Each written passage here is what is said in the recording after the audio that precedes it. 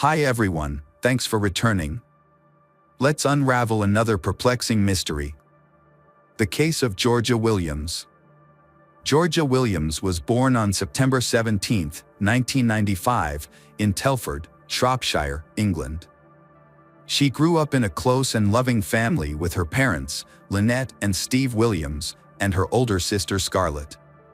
From an early age, Georgia demonstrated a kind and thoughtful nature, consistently looking for ways to help others and make those around her happy. This admirable quality eventually becomes her weakness.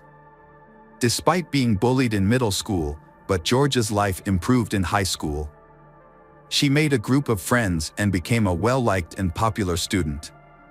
Her kind nature and good leadership skills helped her win the position of class monitor. She pursued her passion for helping others by joining the Air Cadets Corps, with the ultimate goal of becoming a medical officer in the Royal Air Force. At 17, Georgia started working at a local gas station, where she quickly became friends with her coworkers. One of them was Jamie Reynolds, a 22-year-old man who seemed quiet and isolated from the rest of the group. Georgia, being a kind and caring person, reached out to Jamie in friendship, wanting to help him feel less alone. Thanks to her efforts, Jamie started to fit in at work, participating in group activities and making friends with his coworkers. As time went on, Jamie developed strong feelings for Georgia, seeing her as the only person who had shown him kindness and believed in him. Feeling hopeful, Jamie started to think that maybe Georgia felt the same way about him. Emboldened by his newfound confidence, he mustered the nerve to express his true feelings to Georgia and inquired if she would be open of a romantic relationship. However, Georgia, being considerate of Jamie's feelings, let him down gently. She explained that she didn't want to ruin their friendship by getting romantically involved. Jamie seems to respect Georgia's choice and tries to maintain their friendship. However, he is actually harboring an increasingly unhealthy obsession with her. One day, while they were working together at the gas station, Jamie opened up to Georgia about his unhappiness with his life. He told her that he wanted to quit his job and pursue his true passions. Jamie had always dreamed of turning his passions into a career, and Georgia was eager to support him. One day, they started talking about his hobbies, and Jamie revealed his love for photography. Georgia saw an opportunity and encouraged Jamie to pursue it as a career. Excited about the idea, Jamie asked Georgia to help him create a professional portfolio and asked if she would be his first model. Georgia, being a good friend, agreed to help. They scheduled a photo shoot for Sunday, May 26, 2013, at Jamie's parents' house, with a few mutual friends joining in. However, as the day approached, Georgia found herself in a difficult situation. Her family was hosting a barbecue, and her grandparents, whom she hadn't seen in a long time, would be attending. Georgia thought about canceling the photo shoot at the last minute, but she didn't want to let Jamie down. She decided to keep her commitment and assured her family that she would only be a short drive away. She planned to quickly take a few photos and then return to her family's barbecue, hoping to make both her friend and family happy. On that day, Georgia got ready quickly, doing her hair and makeup, and wearing jeans and a leather jacket. Her father complimented her as she left home at 7:30 p.m., saying she looked beautiful, like Sandy from Greece. Georgia's family expected her to return home soon. However, as the hours went by and she didn't come home, her loved ones started to worry. At first, her mother wasn't too concerned, thinking Georgia was probably just busy with the photo shoot or spending time with friends. She sent a text asking when the photo shoot would end. Georgia replied, saying it had already ended and that she was with friends and might be home late. Her mother wasn't worried after getting the text, as it seemed like a typical message from Georgia, with the usual 3 kissy face emojis at the end. Georgia's mother trusted her to be responsible, which is why she wasn't worried at first. As the night went on, Georgia's parents went to bed, thinking she would be home by morning. However, when they woke up the next day and Georgia still hadn't returned, they started to feel uneasy. Georgia's mother sent her a text message at 6:30 a.m. asking where she was. But it wasn't until 7:30 a.m. that a response arrived, saying George had spent the night at a friend's house and her phone battery was running out. The message said that if George didn't respond again, it was because her phone had died. George's mother was unaware that the messages were not written by her daughter. On May 27th, Georgia's parents thought she would come home after a music festival.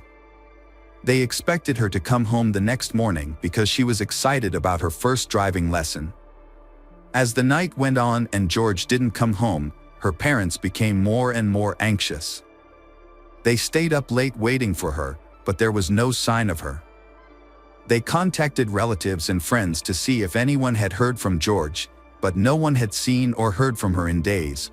This makes them even more insecure and unsure of what is going on. When Georgia failed to return home the next morning for her scheduled driving lesson, her family quickly reported her missing to the police. They gave the police all the information they had, but they only knew that Georgia had been to a photo shoot at Jamie Reynolds' home and nothing about her whereabouts after that. The police started investigating and focused on Jamie Reynolds.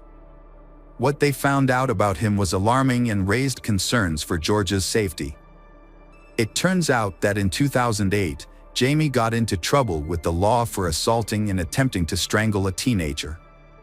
Despite the seriousness of the incident, he was let off with a warning and not charged.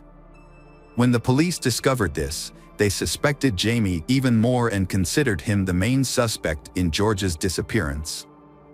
They went to his home, but no one answered. They broke in.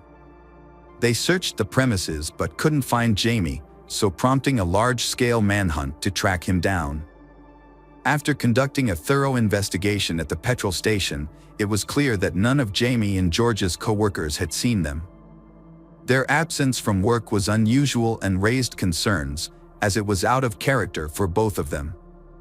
Although Jamie's parents were away on vacation, but they had already given the authorities key details about Jamie's van, such as its registration information. The police in Shropshire quickly shared this information with police agencies nationwide, asking them to be on the lookout for the van. Soon, authorities located Jamie in Glasgow, Scotland, which is 428 miles away from his home. His abrupt departure from the country, which came without warning, raised concerns and hinted at a potential problem. On May 30th, police in Glasgow arrested Jamie Reynolds at a local hotel due to suspicions of kidnapping Georgia. They immediately questioned him about Georgia's location, but Jamie claimed he didn't know where she was and provided no useful information to the investigators. He was then taken to Shropshire for more questioning.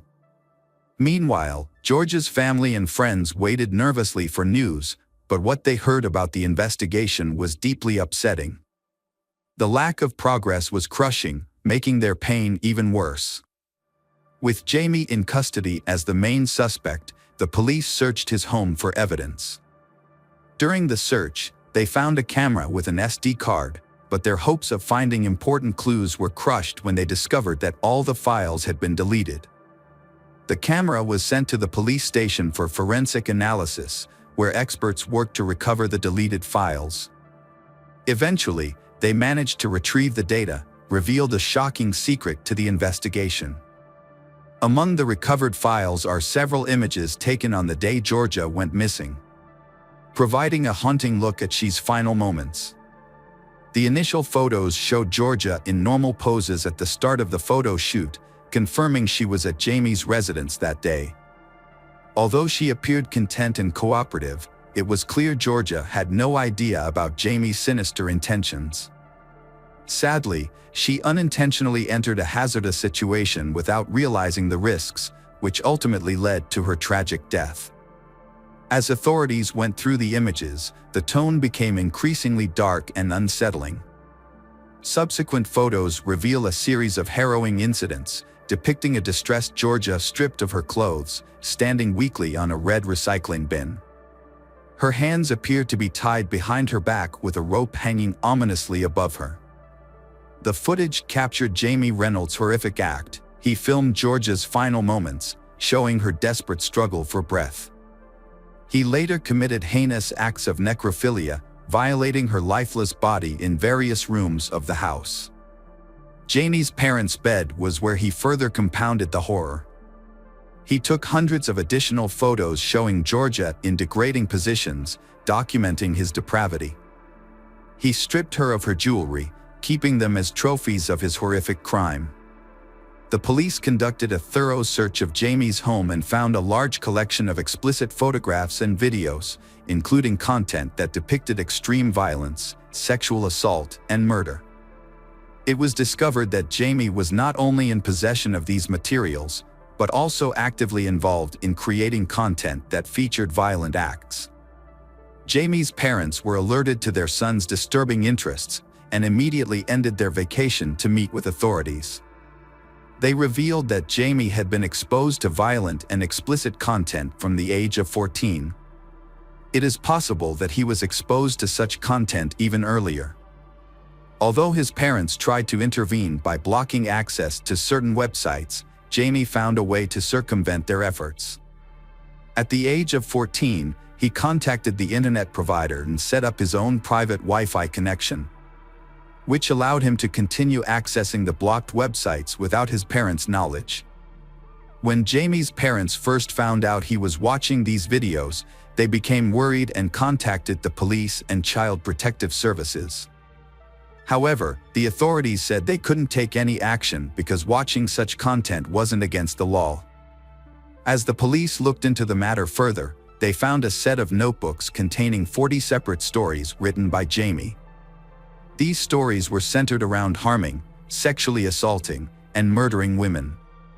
Additionally, investigators discovered that Jamie had searched social media platforms, printed and marked images of young girls with nooses around their necks. One of the stories, titled "Georgia Williams Surprised," has a very similar plot to the incidents that led to Georgia's death.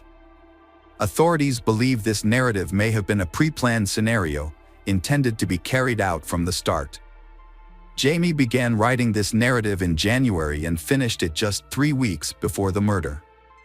Despite being questioned, Jamie refused to reveal the location of Georgia's body, insisting he was innocent. As a result, investigators had to painstakingly reconstruct Jamie's movements from the Monday morning after Georgia's murder. They started by reviewing surveillance footage of Jamie refueling his vehicle at a petrol station. Unbeknownst to them at the time, Georgia's body was hidden in the back of Jamie's van. After refueling, Jamie drove 60 miles to a movie theater, leaving Georgia's body in the van parked in the theater's lot. He then went inside to watch a movie. However, police lost track of Jamie after he left the theater and issued a public appeal for help finding him. The appeal was successful, with people reporting sightings of Jamie's van near the New York G Mountain Pass. The area, with its dense woods and muddy terrain, was where Jamie tried to evade capture. Locals remembered Jamie in his van, especially after it got stuck in the mud and Good Samaritans helped him get it out. Police followed up on this lead and searched the wooded area where Jamie was spotted. Unfortunately, they found Georgia's naked body in this secluded spot. Georgia's body was returned to Shropshire after being recovered. A post-mortem examination revealed she died from asphyxiation due to a ligature around her neck. Forensic analysis also showed bruising on her back, indicating Jamie had used his knee to press her down. Initially, Jamie denied any involvement in Georgia's murder, but on the first day of his trial in December 2013, he suddenly stood up and pleaded guilty to all charges. During the trial, Georgia's father gave a heartfelt address to the court. They had to endure the pain for a long time as they witnessed their daughter's body lying motionless in the hospital's rest house, a traumatic experience that haunted both him and his wife. The trial also uncovered Jamie's previous run-ins with the law. In 2008, he received a warning from a judge for keeping a 1-year-old girl captive in his home. A disturbing incident foreshadowing Georgia's tragic death. In 2011, Jamie was criticized for recklessly backing his car into a girl's vehicle. This incident occurred after the girl had turned down his romantic advances. Although the case was eventually closed, Judge Mr. Justice Wilkie expressed serious concerns about Jamie's behavior, calling him a sexual deviant and warning about his potential to become a dangerous serial offender. As a result, Jamie received a whole life term, a sentence typically reserved for the most severe crimes, meaning he would spend the rest of his life in prison without parole. At the time, Jamie was the 46th person to receive this sentence and the youngest person in history to be given a whole life term. During sentencing, Judge Justice Wilkie highlighted the extreme suffering Georgia endured, emphasizing the torturous nature of her experience. Jamie's obsession with violent and sadistic pornography had led to a horrific display of control over his victim, ultimately resulting in her tragic death. Jamie Reynolds hung his head in shame as Georgia's parents and sister listened to the disturbing details of her death and the abuse she suffered at his hands. The courtroom was extremely tense as the jury saw gruesome images of Georgia's final moments, causing her family to leave in distress. In 2014, Jamie tried to appeal his life sentence but was unsuccessful. A review of the case the following year criticized police officers, children's services, and mental health professionals for their handling of Jamie before Georgia's murder. The review found that these agencies failed to work together properly, despite Jamie having come to the attention of law enforcement 5 years earlier for attempting to strangle another girl. Georgia's parents were deeply saddened by the report, regretting the missed chances to intervene and prevent their daughter's death. They stated that they cried when they read about the agency's failures, as it was clear that Jamie was likely to commit murder. They believed that Georgia's death could have been prevented. Outside the courtroom, Georgia's father shared the family's overwhelming sadness, stating that no sentence could ever satisfy them because it wouldn't bring Georgia back to life. He emphasized that their loss was irreparable and that Jamie, despite his lengthy prison sentence, still had the one thing he took from their daughter, life. He noted that what to cause them grief is that Jamie, even while serving a life sentence, still gets to live. Jamie Reynolds remains in prison to this day. Georgia's mother, Lynette, later wrote a book titled Our Georgia, in which she shared the family's traumatic experiences. The book highlights the failures of the legal system that allowed Jamie, a violent film enthusiast, to remain at large and eventually commit murder. This book is a heartfelt tribute to Georgia and provides an insight into the devastating aftermath of her tragic passing. Georgia's death caused immense pain to those who loved her, leaving a huge gap that can never be filled. Hi there, investigators. It's time to uncover the truth behind another case, the case of Doreen Herbert. Doreen Herbert was born on November 29, 1952, in California. She grew up in a very large family of 5 children. Her kindness and desire to help others defined her as a person. After college, she moved to San Francisco, where she worked as a physiotherapist. Doreen also nurtured a dream of creating her own large family. This aspiration became a reality when she met Michael Dennis, who worked near her clinic. They began dating, got married, and in 1976, their son Paul was born. Initially, Michael and Doreen were happy, but the birth of their child marked the beginning of their marital troubles. A year later, they decided to go their separate ways, with their son staying with Doreen and Michael receiving regular visitation rights. Doreen and her family were still able to maintain a fairly stable life despite the many hardships they faced. She met Charles, and they started dating, eventually getting married and settling in a quiet neighborhood in San Jose. They was thrilled when their daughter Diana was born in 1979. Charles was eager to be a father and was delighted to welcome Diana, raising her alongside Doreen's son from a previous relationship. Tragedy struck in February 1980 when disaster befell their young family. 4-year-old Paul slipped through the fence surrounding their backyard pool and fell into the water. Doreen, who was at home at the time, discovered what had happened too late. She immediately pulled Paul from the water and called for emergency services. Paul was rushed to the hospital and connected to life support, but after 10 agonizing days, the medical team concluded that he had no chance of recovery. The heartbreaking decision was made to disconnect Paul from life support. Doreen was heartbroken and consumed by guilt, despite the police investigation clearing her of any blame. However, with the help of her young daughter, she slowly began to heal. For years after the traumatic event, the family finally received some good news. After 2 previous miscarriages, Doreen became pregnant again, and this time, everything seemed to be going smoothly. They was expecting a baby boy, due to arrive in early November. Just days before Doreen's scheduled hospital visit, the family decided to participate in Halloween festivities.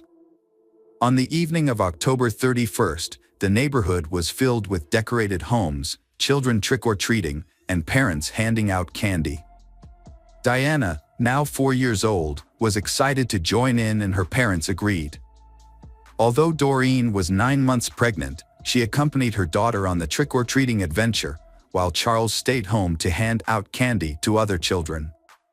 Charles and his wife, Doreen, had returned home from taking their daughter trick-or-treating. Just before 9 p.m., noticing they were running low on candy, Charles decided to make a quick trip to the nearby store to restock.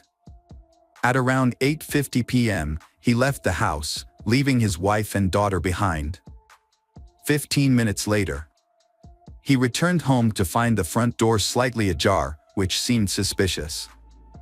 As he entered the house, he was met with a horrific scene. His wife, Doreen, lay on the floor in the corridor, surrounded by a large amount of blood and showed no signs of life. Charles immediately called 911. In the living room, he then found the body of their unborn child. Charles was in shock, struggling to comprehend what he was seeing. At first he wondered if Doreen had had a miscarriage, but he quickly realized that something much more serious had happened. Next to their unborn child lay Doreen's best severed hand, making it clear to Charles that his family had been attacked. Fearing for his daughter's safety, he frantically searched for her. There was so much blood on the floor that he slipped and fell while running through the house. Eventually, he found his daughter hiding behind the sofa in the living room. She is still alive and unhurt. When paramedics arrived, they found Doreen's weak pulse and rushed her to the hospital. Tragically, Doreen did not survive and was pronounced dead in the ambulance. Her unborn child also did not survive. The attacker had inflicted severe injuries on the baby after removing it from Doreen's womb. A post-mortem examination revealed that Doreen had been stabbed multiple times with a long, sharp object, possibly a sword or machete. The crime scene was particularly disturbing, with blood covering the floors, walls, and ceiling. Police officers at the scene were deeply affected by what they witnessed. Despite a thorough search of the house, no signs of the perpetrator or any evidence were found. However, investigators did discover bloody footprints leading from the house to the middle of the road, suggesting that the killer may have escaped in a vehicle. Soon, investigators found another crucial piece of evidence on the lawn in front of the house, a wolf mask covered in blood. They believed it might belong to the killer, as Charles reported they didn't own such a mask. The evidence was sent to the laboratory for analysis. And police attempted to question Diana, who was the only witness in this incident. Although shaken and in complete shock, Diana provided valuable details about what happened. She explained that shortly after her father left for the store, someone knocked on their door. When Doreen answered, she saw a man wearing a wolf mask and holding a long blade. He threatened to kill her, and Doreen immediately screamed at Diana to run out of the house. Diana hid behind the sofa but couldn't recall what happened next until her father found her. Initially, the police found it suspicious that the victim's husband, Charles, had left for the store just minutes before the killer arrived. This coincidence led investigators to consider him as a potential suspect. When Charles returned home, he unknowingly stepped on blood multiple times, even falling and getting covered in it. Despite this, Diana was unable to help identify the attacker due to the wolf mask. Police initially considered the possibility that Charles might have intentionally gotten blood on his clothes to create an alibi. However, detectives quickly discovered several inconsistencies in this theory. Firstly, Charles's shoes did not match the bloody footprints found on the street. Secondly, the killer likely escaped in a car parked in front of the house, but no blood was found in Charles's vehicle, nor was a different pair of shoes discovered. To investigate further, police went to the store that Charles had visited that evening and spoke to the staff there. They confirmed that Charles had indeed purchased candy from him. This established an alibi for Charles, as he didn't have enough time to commit the murder. Surveillance footage from the store supported Charles's account, leading detectives to temporarily rule him out as the prime suspect. They then asked Charles if he knew of anyone who might want to harm his family. Charles immediately pointed out Michael, Doreen's ex-husband. According to Charles, Michael's behavior changed dramatically after the death of their son, who had drowned in the pool. Michael blamed Doreen for the boy's death, believing she had deliberately killed Paul to cut ties with him. Michael filed a lawsuit against his ex-wife Doreen, holding her responsible for the death of Paul, but lost the case. Their marriage had been troubled even before their divorce. After the birth of their son, Michael's behavior became increasingly erratic, often withdrawing into depression and distancing himself from his family. Doreen suspected that Michael's childhood traumas were to blame. As a child, Michael had hearing problems and wore a bulky hearing aid, which earned him constant teasing from his peers. This led to him growing up as an introvert with few friends and a fear of interacting with women. Although his relationship with Doreen seemed to have helped him overcome these issues, they eventually resurfaced and contributed to their decision to divorce. When Doreen married Charles, Michael began to resent her, particularly for the fact that another man was raising his son. These feelings became even worse after Paul's death, made Michael hate his ex-wife even more.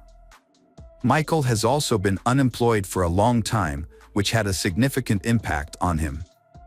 After considering this information, the detectives decided to visit Michael's house to speak with him. Although Charles's statement alone was not enough to make Michael the main suspect, the fact that Michael lived only 2 miles from Doreen's house prompted the detectives to pay him a visit immediately. The officers arrived at Michael's home around midnight and noticed a pickup truck parked near the garage. When police shined their flashlights on Michael's car, they saw blood on the steering wheel and keys. They knocked on the door, but no one answered. Lights were still on inside the house and they could hear running water, leading them to suspect that Michael might be destroying evidence or washing bloody clothes. They continued knocking until Michael opened the door. Michael remained calm, even after being informed Doreen's murder. Michael answered the officers' questions calmly and allowed them to enter his house without a warrant. He claimed that he had gone to the store earlier that day, returned home, and hadn't left since. He even agreed to sign a form allowing the police to search his home. However, as he reached for the pen to sign, officers noticed a deep cut on his right hand. Michael explained that he had accidentally cut himself while carving a pumpkin for Halloween, but the police were skeptical of his story. The wound was fresh, with blood still seeping out. As officers searched the house, Michael accompanied one of them upstairs to retrieve his ID. However, when Michael reached for the bed headboard, the officer intervened, sensing suspicious behavior. Why would Michael store his documents behind the bed? Curiosity led the police to conduct a deeper investigation. Upon approaching the bed, they spotted a holster attached to the headboard, containing a loaded gun.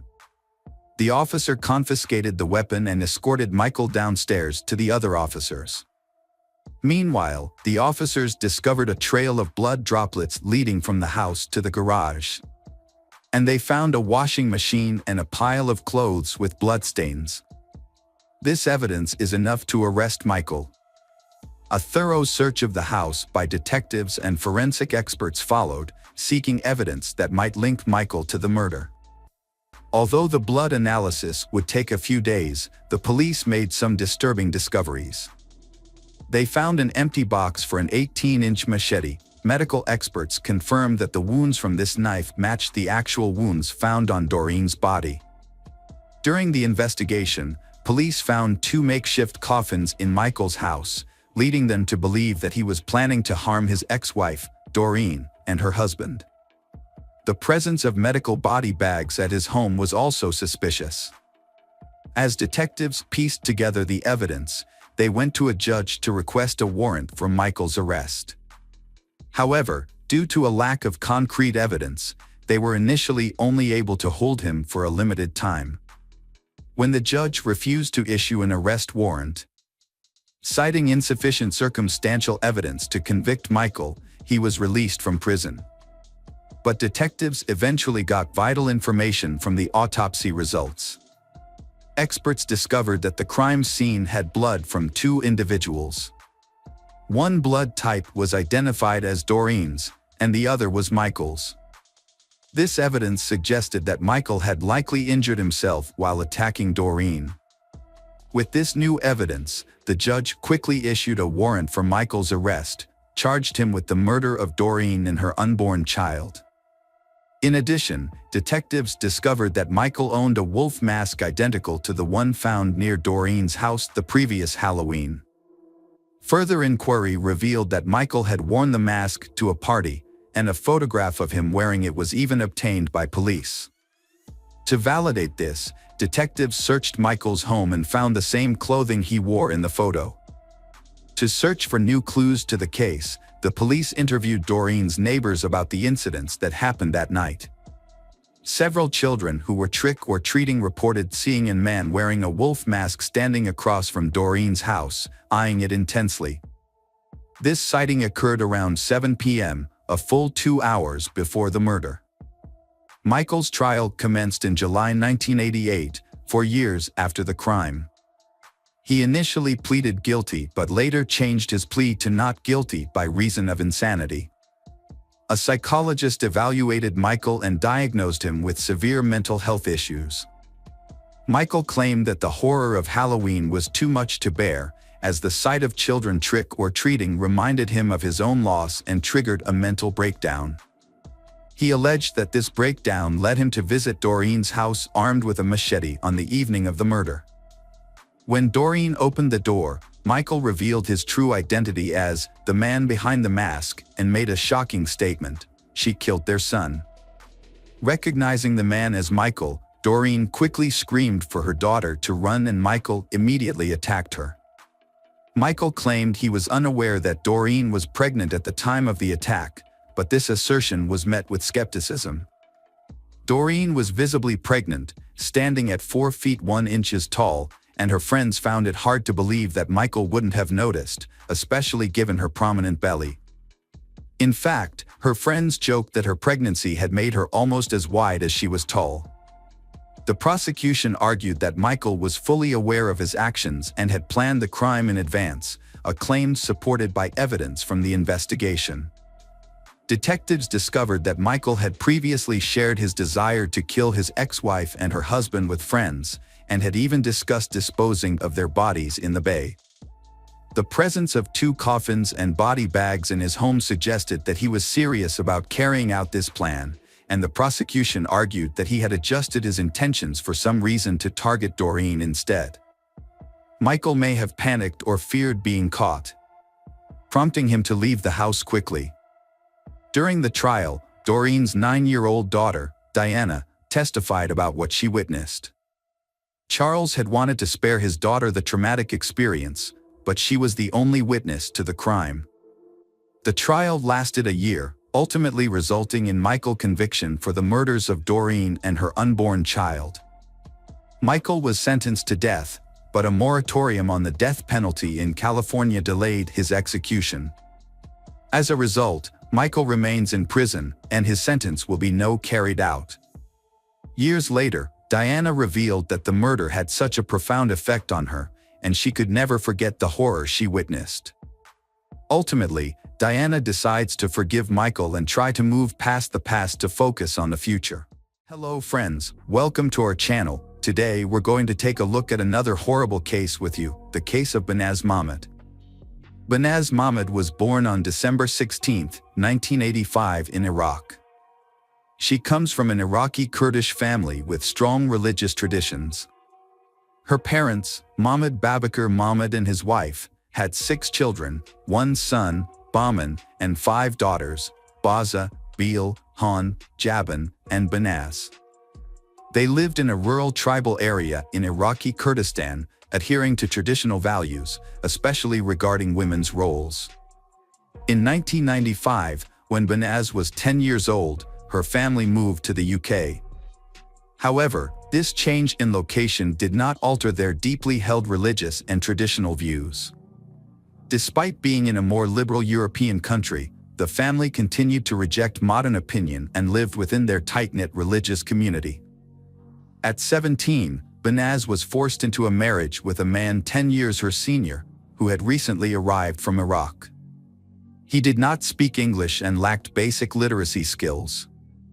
Banaz having met her future husband only 3 times before the wedding.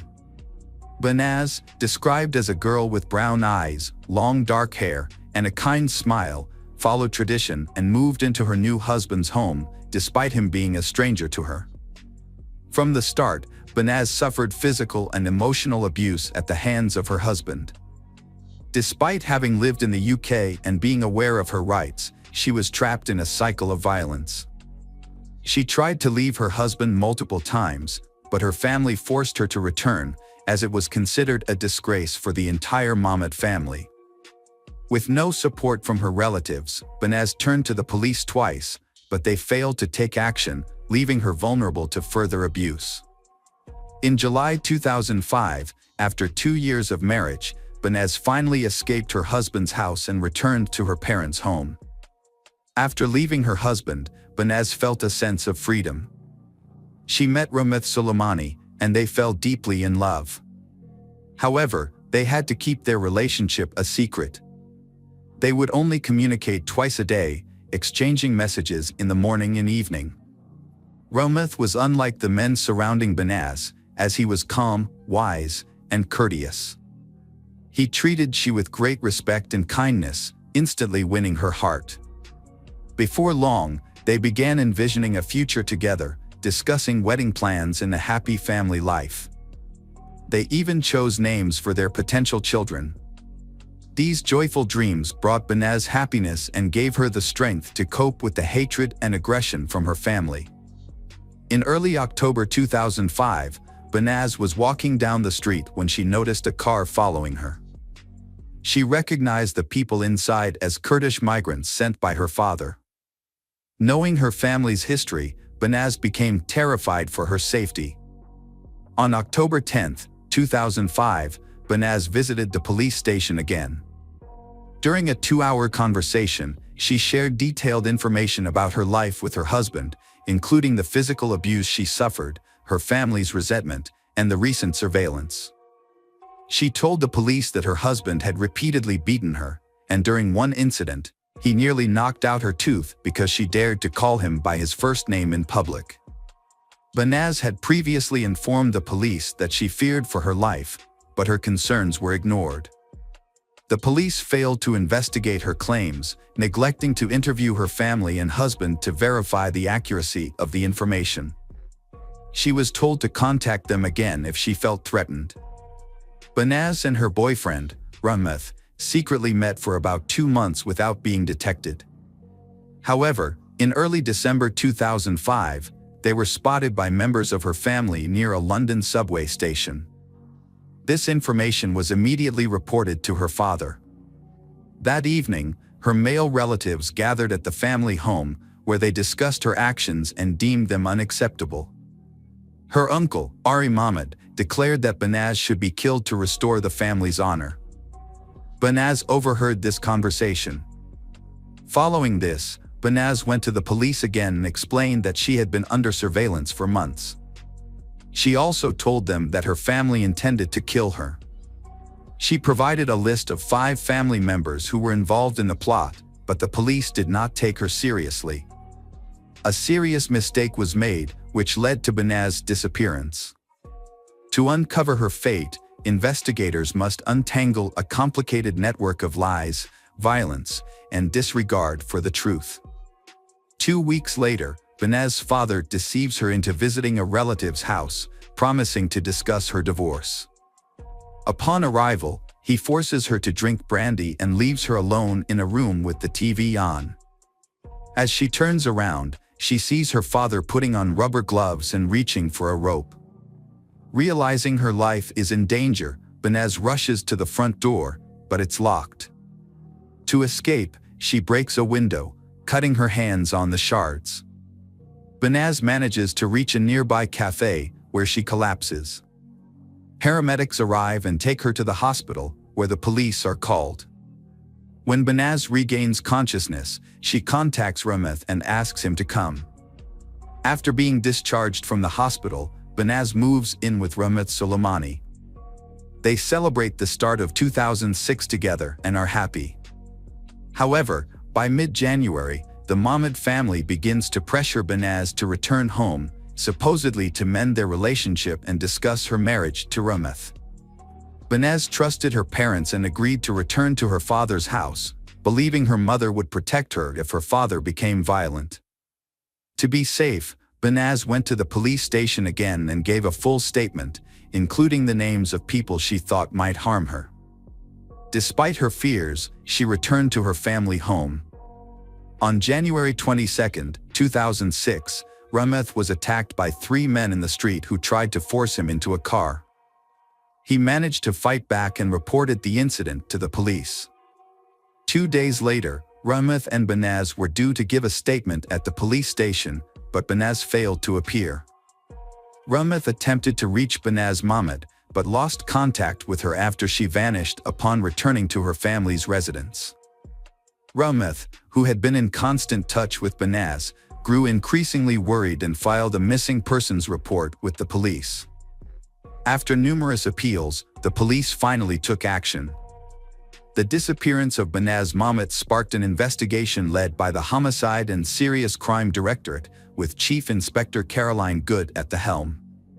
Initially, it was suspected that Benaz was being held captive in a house within the community.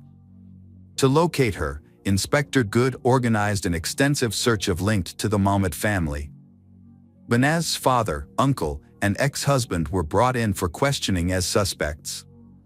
The police also began searching for 3 other men listed by Benaz in December 2005, Omar Hussein, Muhammad Ali, and Mohammed Hama, all of whom were her cousins.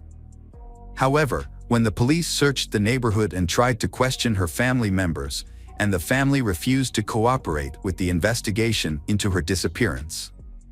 Police found no photos of Benaz at her family's home, and her family's complete lack of concern shocked officers.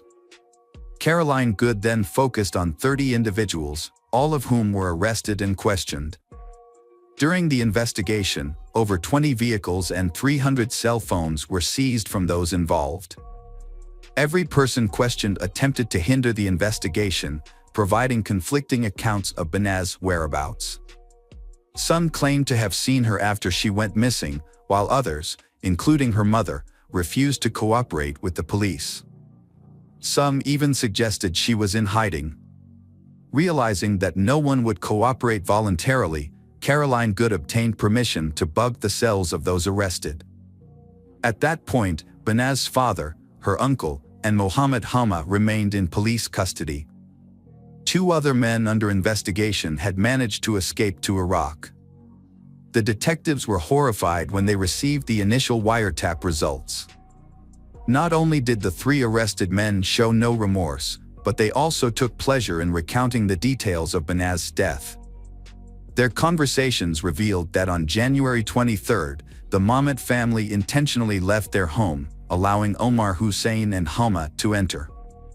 Once inside, they attacked Benaz, subjecting her to a 2-hour ordeal of beatings and violence. As the torture came to an end, Halma wrapped a cord around Banaz's neck and strangled her. When recalling the final moments of Banaz's life, Halma couldn't contain his laughter. However, it was Mohammed Halma's admission of being present when Rameth was threatened that became the turning point in the case.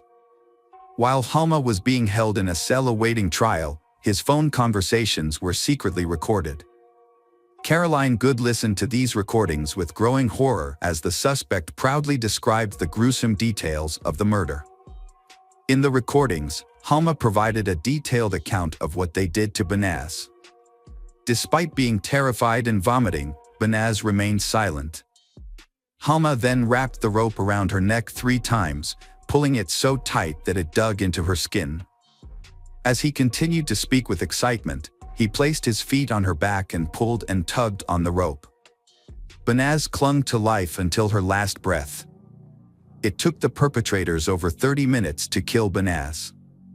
The brutality of the crime was too much for Caroline Good and the detectives, and they couldn't hold back their tears. Banaz's cousin, Dana Amin, 30, was present in the house and helped the perpetrator put Banaz's body in a suitcase. Muhammad Ali then dragged the suitcase out of the house to a waiting car nearby. Halma revealed that a police car drove by, but the officers didn't notice the suitcase, which had hair and an elbow protruding from it. The very people meant to protect Banaz were involved in plotting her murder. They strangled her with a shoelace, stuffed her body into a suitcase, and took it outside of London. Snippets of conversation mentioned a derelict house with a garden in Birmingham. Caroline Good used the information gathered and matched it with the movement data from the arrested suspects' phones to identify the search area. Due to the vastness of the area, the search could have taken a long time. During a conversation with the suspects, one of them suddenly turned to the other and asked if they had put the freezer back where it originally was. This sparked an idea for Caroline Good, now knew what to look for. A police helicopter was deployed to scan the area and spotted a house with a backyard filled with trash, including a white oblong object resembling a freezer that stood out among the black garbage bags.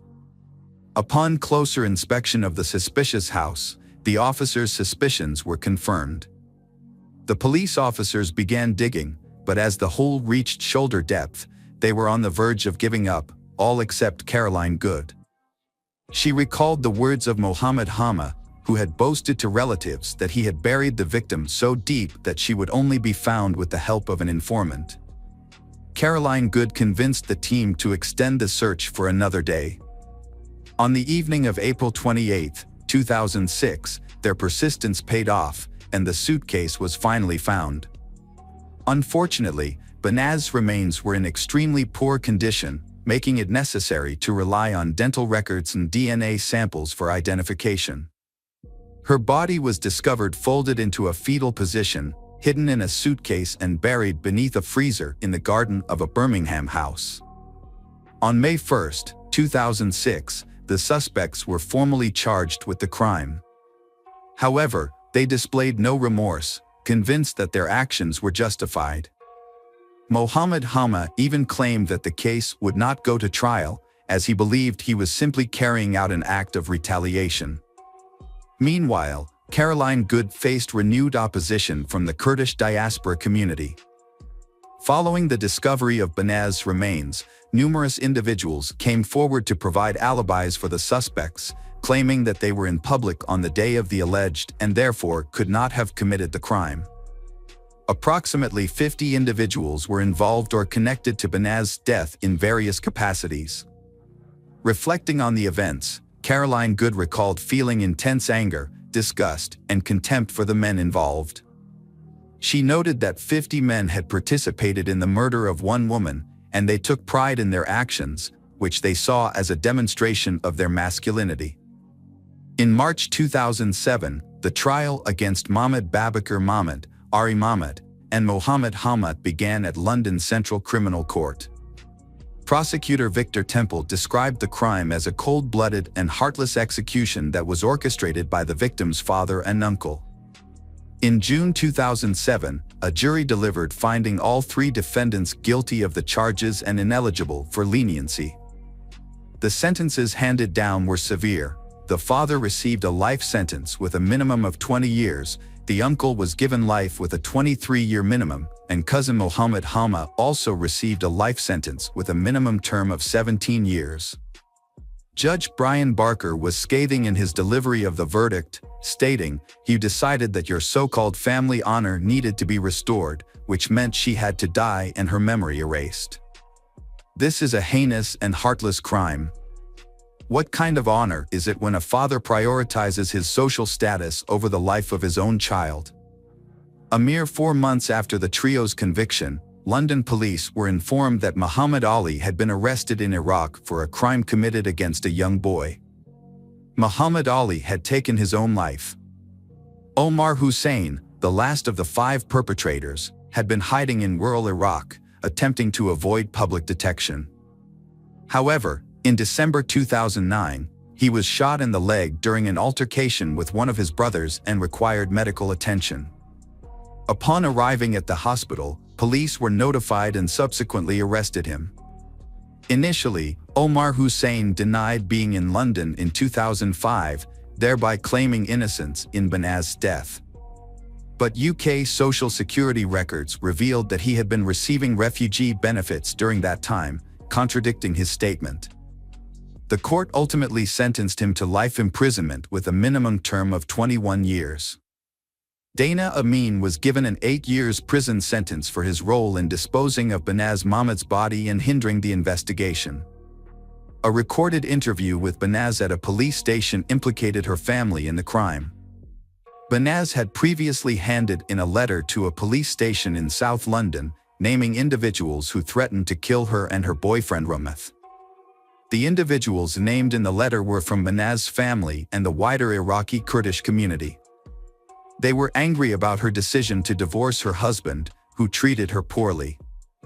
Despite several attempts to leave him, Banaz returned due to family pressure.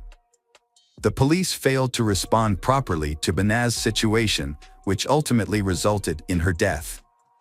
However, this case prompted significant changes in how honor-related cases are handled. An inquiry into police misconduct was launched after Banaz's death, and an independent commission investigated 9 police officers for their inadequate response to her allegations. 7 officers received reprimands, and 2 were dismissed. It is essential to recognize the tireless efforts of Caroline Good and her team, who successfully located Banaz's body, secured the conviction of her father and uncle, and brought the escaped perpetrators back from Iraq. Banaz was laid to rest at the Merton and Sutton Joint Cemetery in Morden. A memorial service was held in her honor on June 26, 2007, at the MN Auditorium, followed by the installation of a granite memorial headstone at her gravesite. The memorial was attended by a small group of people, including Rameth Soleimani, Caroline Good, and Banaz's 2 sisters. Notably, Banaz's family did not attend either service. Rameth Soleimani, who had been living in the UK under witness protection, was profoundly affected by Banaz's death. He penned a heartfelt letter expressing his love and grief, describing Banaz as the love of his life and his entire world. Unfortunately, his pain and suffering continued, and in May 2016, 10 years after the tragedy, he took his own life. This was his 3rd attempt to end his life, a devastating consequence of the trauma he had endured. Hello friends, welcome to our channel. Today we're going to take a look at another horrible case with you, the case of Kaylee Mandotti. Kaylee Mandotti was born on August 20, 1998, in Webster, Texas, to parents Tak Mandotti and Allison Steele. Her family enjoyed a comfortable lifestyle, with her mother working as a scientist and her father serving as an international executive director at MGM Resorts. Following her parents' divorce, Kaylee's mother, Allison, married NASA engineer Lawrence Buten, who resided in Houston. Although Kaylee's parents were separated, she maintained a close relationship with her father and regularly stayed in touch. Her stepfather, Lawrence, adored Kaylee and became a loving second father figure to her. Kaylee was an exceptional individual, cherished by her family and friends. She excelled as a student, team member, sister, and companion, spreading joy with her infectious laughter and kind heart. Throughout her academic career, Kaylee consistently demonstrated academic excellence and actively participated in extracurricular activities. Her diverse interests included horseback riding, piano playing, and theatrical performances. As a Girl Scout, Kaylee spent time exploring the Clear Lake neighborhood with friends and embarking on hikes with her parents. Upon graduating with honors from Clear Creek High School in League City, Texas, in 2016, Kaylee continued to pursue her passions. With a deep love for animals, Kaylee volunteered with a group called Animal Therapy. Her adventurous spirit drove her to seek out new experiences, and she aspired to try extreme sports and explore uncharted territories, always seeking thrilling experiences that brought her joy.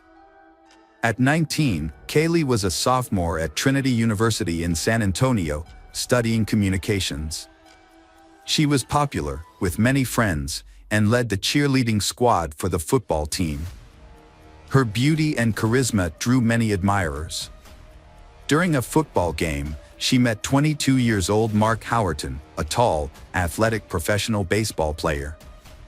Initially, Kaylee didn't notice Mark, as she was interested in someone else, Jet. However, Mark was immediately smitten with Kaylee, captivated by her large black eyes and charm. Mark and Kaylee started dating in September 2017, despite their first 2 meetings not going well. Friends thought they were mismatched, as both were emotional and quick-tempered. Their relationship was marked by intense arguments and jealousy. Kaylee often had bruises and was afraid to retrieve her phone from Mark, a disturbing sign of the toxic relationship. The situation gets worse when Mark became aggressive, pulled out a gun, and threatened violence. Kaylee knew about her boyfriend's jealous nature and temper, but she would reassure her friends and ask them not to discuss their loud arguments publicly. However, on September 24, 2017, around 1 a.m., Kaylee's roommates had had enough and called the police due to loud noises and a man yelling and threatening violence coming from Kaylee's room. When the officer arrived, Mark was alone in the room, and Kaylee declined to press charges, downplaying the incident as just a lover's quarrel. Kaylee's friends suspected Mark of using controlled substances, which led to his angry outbursts. They recalled an incident where he threatened to throw Kaylee off a balcony and reported it to the police. Despite their tumultuous relationship, they was deeply in love during calm moments. On October 29th, they attended the Mala Luna Music Festival in San Antonio, a major event with gothic and industrial music. Mark and Kaylee were enjoying a fun time with their friends at a festival until Kaylee's ex-partner unexpectedly appeared, causing tension between Mark and Kaylee. They got into a big argument and left the festival early. Their friends didn't see them again that night. 6 hours later, Mark pulled up to a hospital in his black Mercedes, frantically seeking help. The medical staff found Kaylee unconscious and partially undressed in the front seat. The car was a mess, with her clothes scattered everywhere, and she was slumped forward, unresponsive. The hospital staff rushed Kaylee to the emergency room, where Mark revealed that they had taken illegal substances before the festival. This information helped doctors treat her for a possible overdose. Kaylee was then transferred to a specialized medical facility in Kyle, Texas, where a nurse with expertise in intimate assault cases examined her. The nurse found additional bruises on Kaylee's arms, legs, and ear. Further examination revealed that Kaylee had suffered blunt force trauma to the face and head, which ultimately led to her death. It became clear that Kaylee had been Kaylee of a fatal assault. Police launched an investigation into the death of Kaylee Mendotti, focusing on Mark as the primary suspect since he was the last person seen with her on the night of her death. During police interviews, Mark raised suspicions by repeatedly changing his story and omitting crucial details. Surveillance footage revealed that he and Kaylee had been to places that Mark had not mentioned in his account. As the investigation continued, it was discovered that Mark had a history of aggressive behavior towards Kaylee, according to her friends and family. One of her sisters even expressed fear of him. The police uncovered previous incidents of violence between they, including an instance where Mark hit Kaylee's head against a car window and vandalized her dorm room at Trinity University. When Kaylee's parents learned about Mark's history of abuse, they were devastated. Her mother, Allison Steele, filed a lawsuit against Trinity University, alleging that the school failed to protect her daughter from Mark's attacks. The lawsuit, filed in Becker County District Court, also named Mark as a defendant, claiming that he killed Kaylee in a jealous rage. The lawsuit claims that Mark Howerton assaulted 19-year-old Kaylee Mandotti, resulting in her death.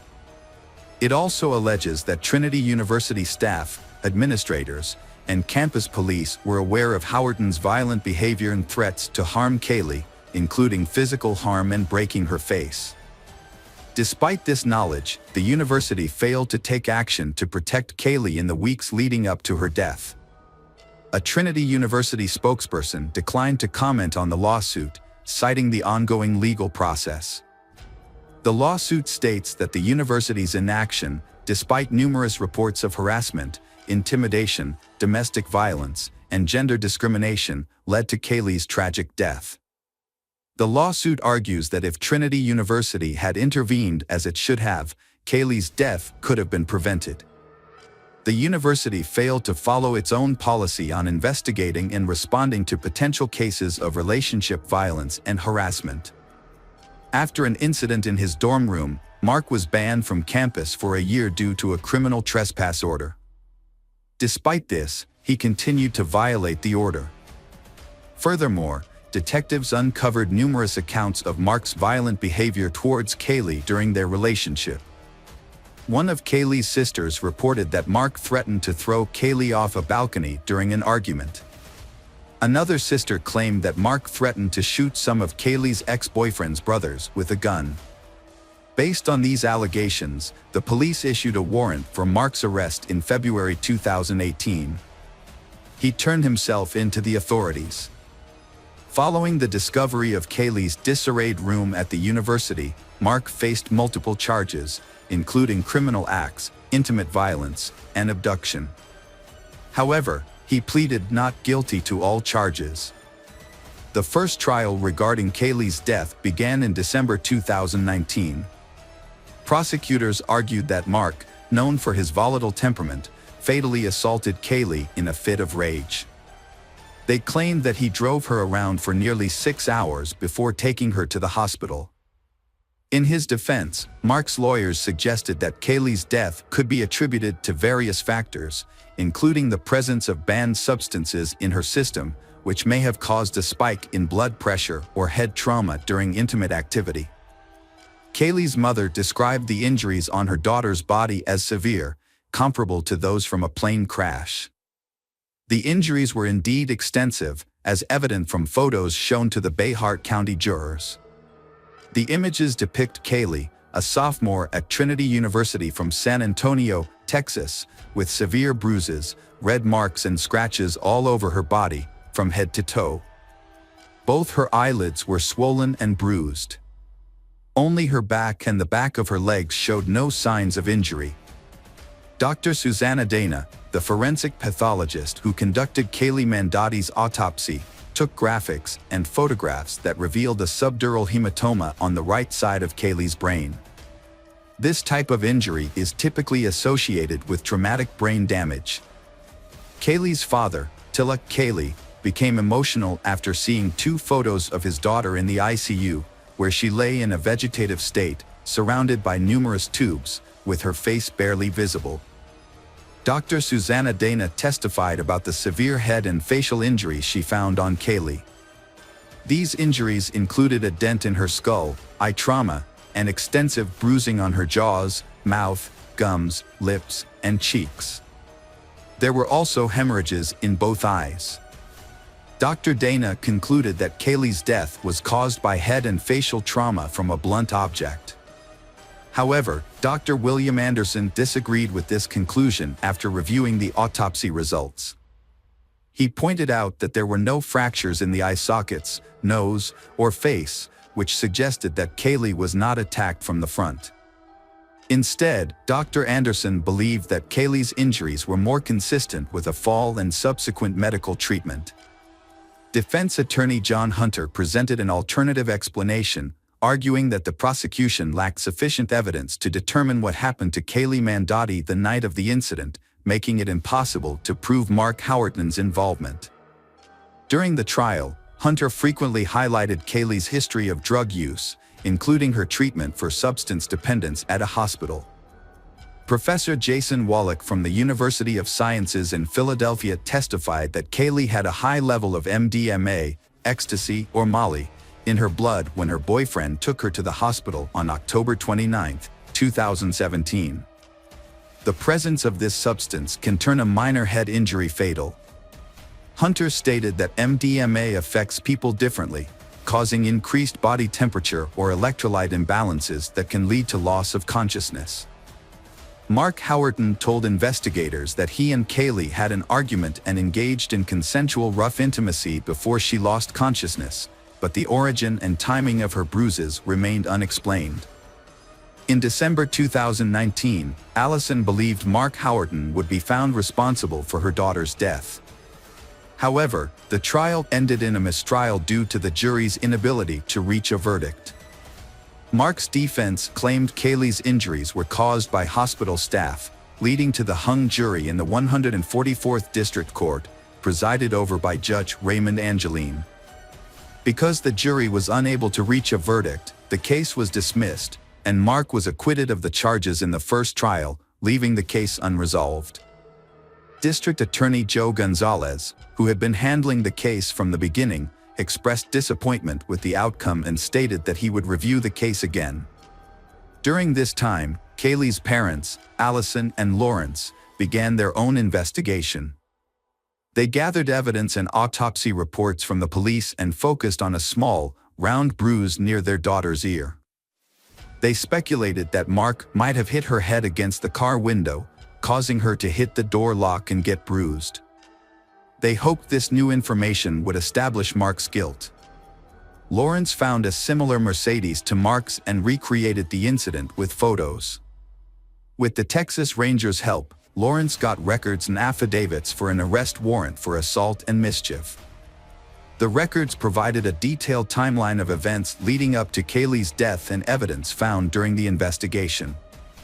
The authorities exposed Mark Howerton's alleged deception to the Rangers and revealed the evidence that resulted in his arrest.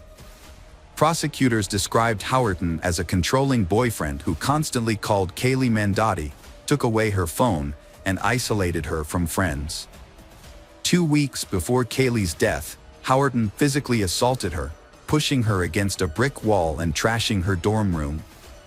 After the incident, Kaylee asked for space, but Howerton responded with dozens of messages, including a threat to end his life. Kaylee pleaded with him not to harm himself. That evening, Howerton called Kaylee around 200 times. Later, they attended a festival where they argued over Kaylee's ex-boyfriend. Mark Howerton took Kaylee from the festival, drove her to a deserted parking lot near the Whataburger headquarters, and spent over an hour there, according to GPS camera records. Prosecutors believe that it was in this parking lot where Mark Howerton attacked and killed Kaylee Mandotti. Kaylee Mandotti's family expressed gratitude to the Texas Rangers for their diligent efforts in securing suitable criminal charges against Kaylee's alleged attacker. Mark Howerton's pretrial began in June 2023. During the trial, the prosecution initially considered presenting a video recorded by Kaylee's parents in the hospital that showed her injuries, but ultimately decided not to use it. The prosecution took into account evidence gathered with the assistance of the Texas Rangers, despite potential complications and new disputes. Mark Howerton was found guilty of aggravated assault resulting in bodily harm that led to a lethal outcome. He was sentenced to 20 years in prison, a fine of $110,000, and ordered to pay restitution to Kaylee Mandotti's family. Furthermore, he was prohibited from contacting over 20 individuals connected to the case. Now over 30 years old, Mark is serving his sentence in the Wiltshire County Jail and will be eligible for parole in 2033. The conviction brought some closure to Kaylee's family, but felt the sentence was not enough for their loss. In the second trial, Mark Howerton faced additional charges, including aggravated assault and criminally negligent homicide, on top of the initial manslaughter charge. The prosecution changed its strategy to build a stronger case against him. However, Kaylee's family and prosecutors were unhappy with the outcome and pushed for a retrial.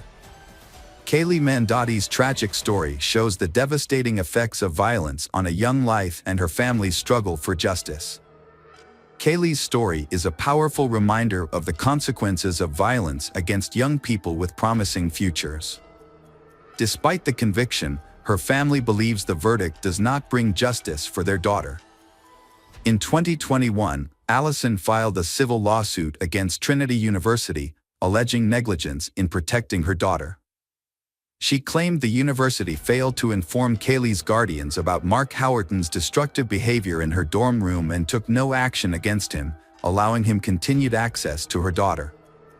It is unclear whether evidence collected by Allison and Lawrence was presented during Mark Howerton's trial.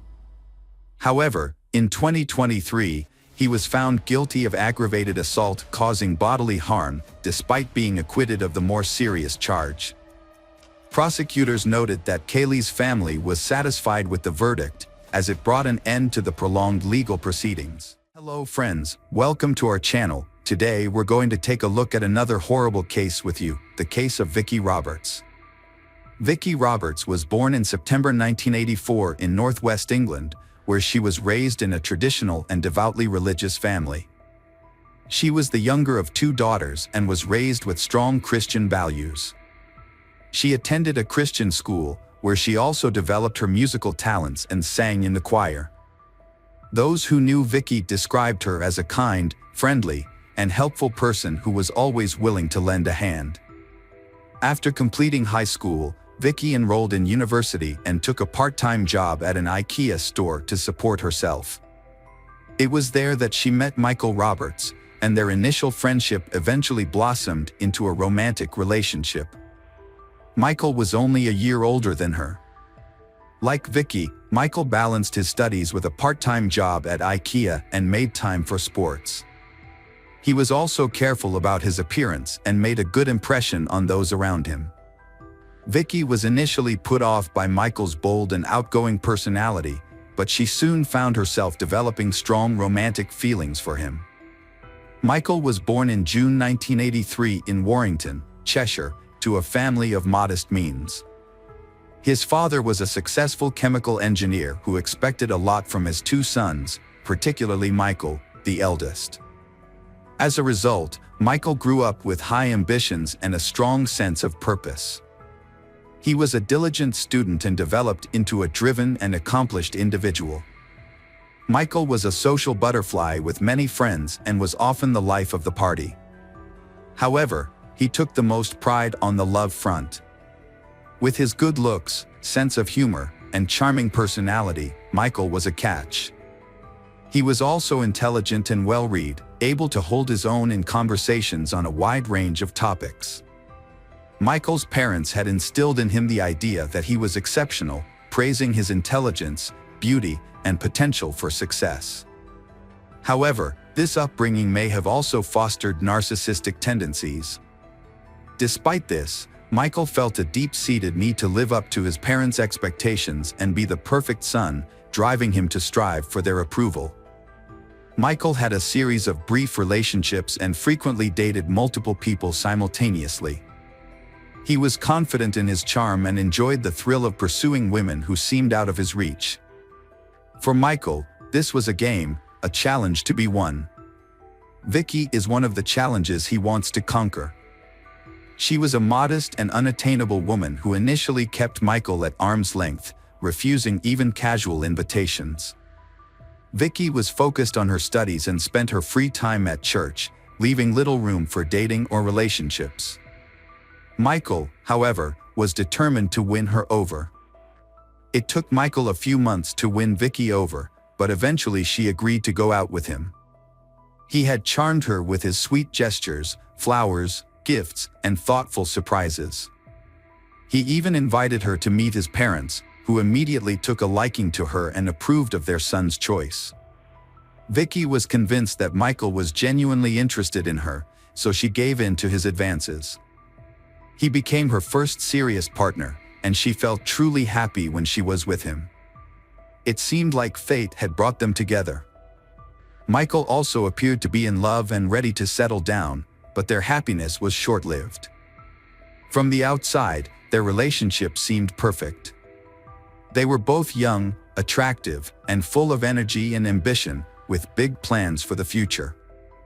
Vicky soon discovered that Michael had a strong and adventurous approach to sex, with a high sex drive and a desire to try new things in the bedroom.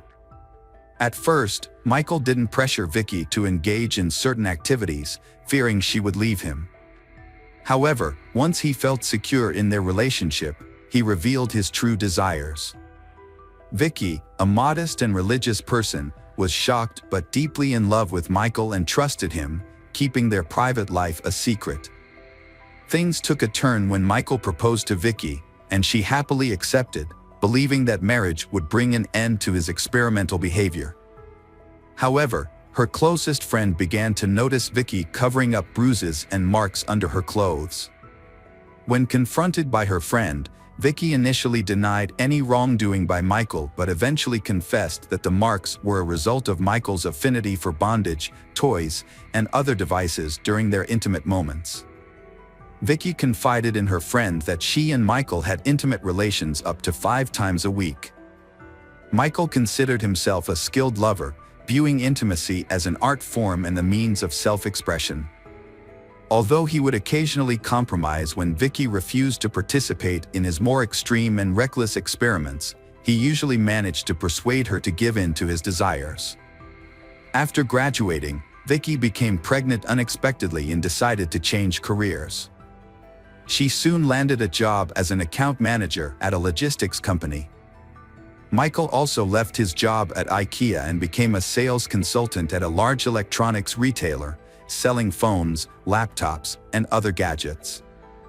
Thanks to his charisma and persuasive abilities, he consistently exceeded his sales targets and quickly became one of the top-performing employees. Michael's success led to a promotion to senior sales, and he was being considered for a transfer to the company's main office. However, he needed to undergo additional training to improve his qualifications first. Michael enjoyed the training sessions and business trips to London, and he took great pride in his accomplishments. As a result, he often forgot about Vicky, his young fiancée, and only remembered her when he wanted intimacy. Vicky and Michael's relationship was lacking in several ways. They rarely spoke about each other or spent time together outside of the bedroom, making Vicky feel invisible to him. Meanwhile, Michael was secretly having affairs with coworkers, clients, and casual acquaintances. During this time, Vicky discovered she was pregnant and shared the news with Michael, expecting him to be thrilled and expedite their wedding plans. Instead, he was furious and insisted that she terminate the pregnancy, citing their youth and the fact that they had their whole lives ahead of them. Vicky was shocked and refused to consider abortion. Michael then attempted to persuade Vicky by appealing to her concerns about her family. He claimed that her parents, who were deeply religious, would be angry and disappointed in her for becoming pregnant out of wedlock. However, Michael promised that if Vicky agreed to have an abortion, they could keep and plan to have children after they were married. Vicky was faced with a tough decision, but Michael's persistence eventually won her over, and she went to the hospital. Unfortunately, the experience was complicated, and Vicky had to stay in the hospital for a few days. It took her nearly 3 weeks to recover. During this time, her doctor strictly advised her against intimate relationships. When Michael found out, he became furious. It was then that Vicky realized Michael had mental health issues and an addiction to sex. Without intimacy, he became unbearable, frequently leaving the house, citing urgent work matters. Vicky suspects Michael is having an affair, and she hoped that getting married would help him change his ways and be more committed to their relationship. As it turned out, their relationship was loveless, and Michael was leading a double life. Their 2-year engagement was just a convenient arrangement for him, as he had a loyal partner waiting for him at home, taking care of the household, while he maintained a string of mistresses on the side, which he frequently replaced. Vicky always trusted Michael and forgave him whenever he cheated, as long as he promised it wouldn't happen again. However, as time passed, Vicky began to pressure Michael into getting married, as she wanted to start a family and have children. Her parents also brought up the topic frequently, but what really pushed Michael to consider marriage was the insistence of his own parents, whom he didn't want to disappoint. Michael's parents adored Vicky, thinking she was perfect for their son. They constantly asked and they would tie the knot and give them grandchildren. With the help of his parents, Michael and Vicky organized a grand wedding, complete with a white dress, limousine, and a beautiful ceremony. The newlyweds appeared to be in love and happy, with a long life ahead of them. After the wedding, they settled into a large, cozy house in a prestigious area of Warrington, close to Michael's parents. Despite their marriage, Michael didn't truly love Vicky. It was more of a way to appear normal to others. Vicky never expressed her concerns about Michael's unusual behavior and frequent infidelity, allowing him to freely change partners. Meanwhile, Michael's career was thriving. He received a promotion and a significant salary increase after being transferred to a new office. His direct supervisor was Carrie Hall, the head of administration at Phones for You. Carrie was a decade older than Michael, divorced, and raising her son independently. Despite her tough exterior, she was attractive, well put together, and strong-willed, as her position demanded. For a while, she ignored Michael's subtle advances, but to him, her indifference was a signal to take action. Michael set out to win over Carrie, using his natural charm and eloquence to capture her attention. After about a month, Carrie reciprocated his interest, and they began a regular affair, meeting in hotel rooms. Their relationship was intense and passionate, with a focus on experimentation and exploration. Carrie, a confident and mature woman, was flattered by the attention of the younger Michael. She was aware that Michael was unlikely to end his marriage for her. Michael, on the other hand, was eager to explore his desires with Carrie, which he felt he couldn't express with his wife. He would often lie to his wife about working late or attending corporate events, while confiding in Carrie about his unhappy marriage and his desire to divorce. However, he never made any concrete moves to end his marriage. The affair lasted for over a year, with Carrie seemingly content with the arrangement. She made no demands from Michael to leave his wife and was satisfied with their clandestine meetings and the excitement they brought. Carrie's behavior changed as she started dressing more conservatively, covering her body with long sleeves and high-necked clothing, a departure from her usual style that highlighted her athletic build.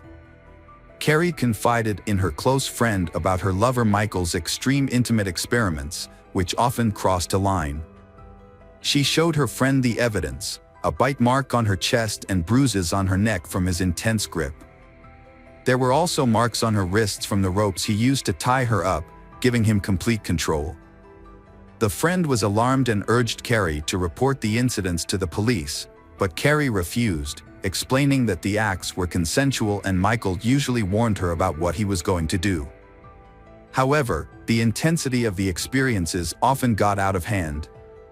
For instance, Michael enjoyed choking his partner, claiming it would enhance the experience, but there were times when Carrie lost consciousness due to his excessive enthusiasm. Carrie's friend was fearful of Michael's strangulation games, but Carrie consistently gave in to his persuasion, believing that he would eventually stop or that she would become desensitized to the experience.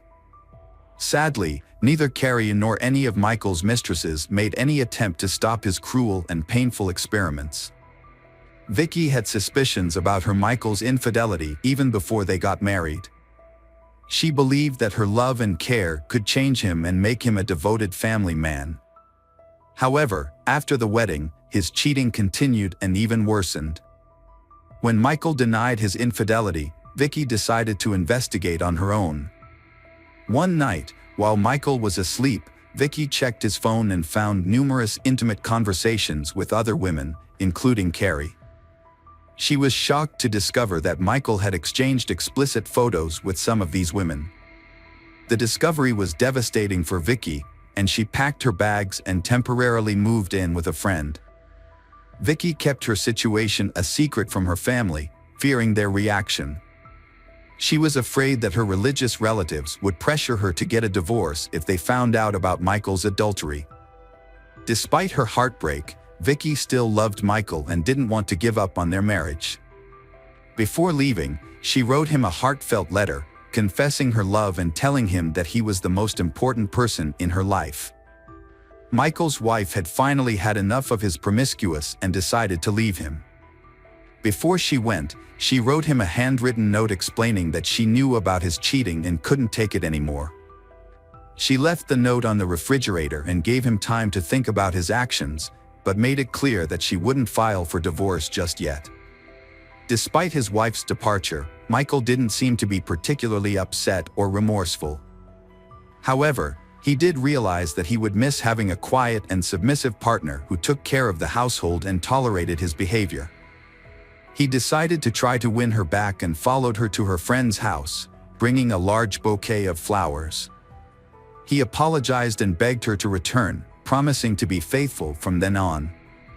His wife, Vicky, wanted to believe him and decided to give him another chance.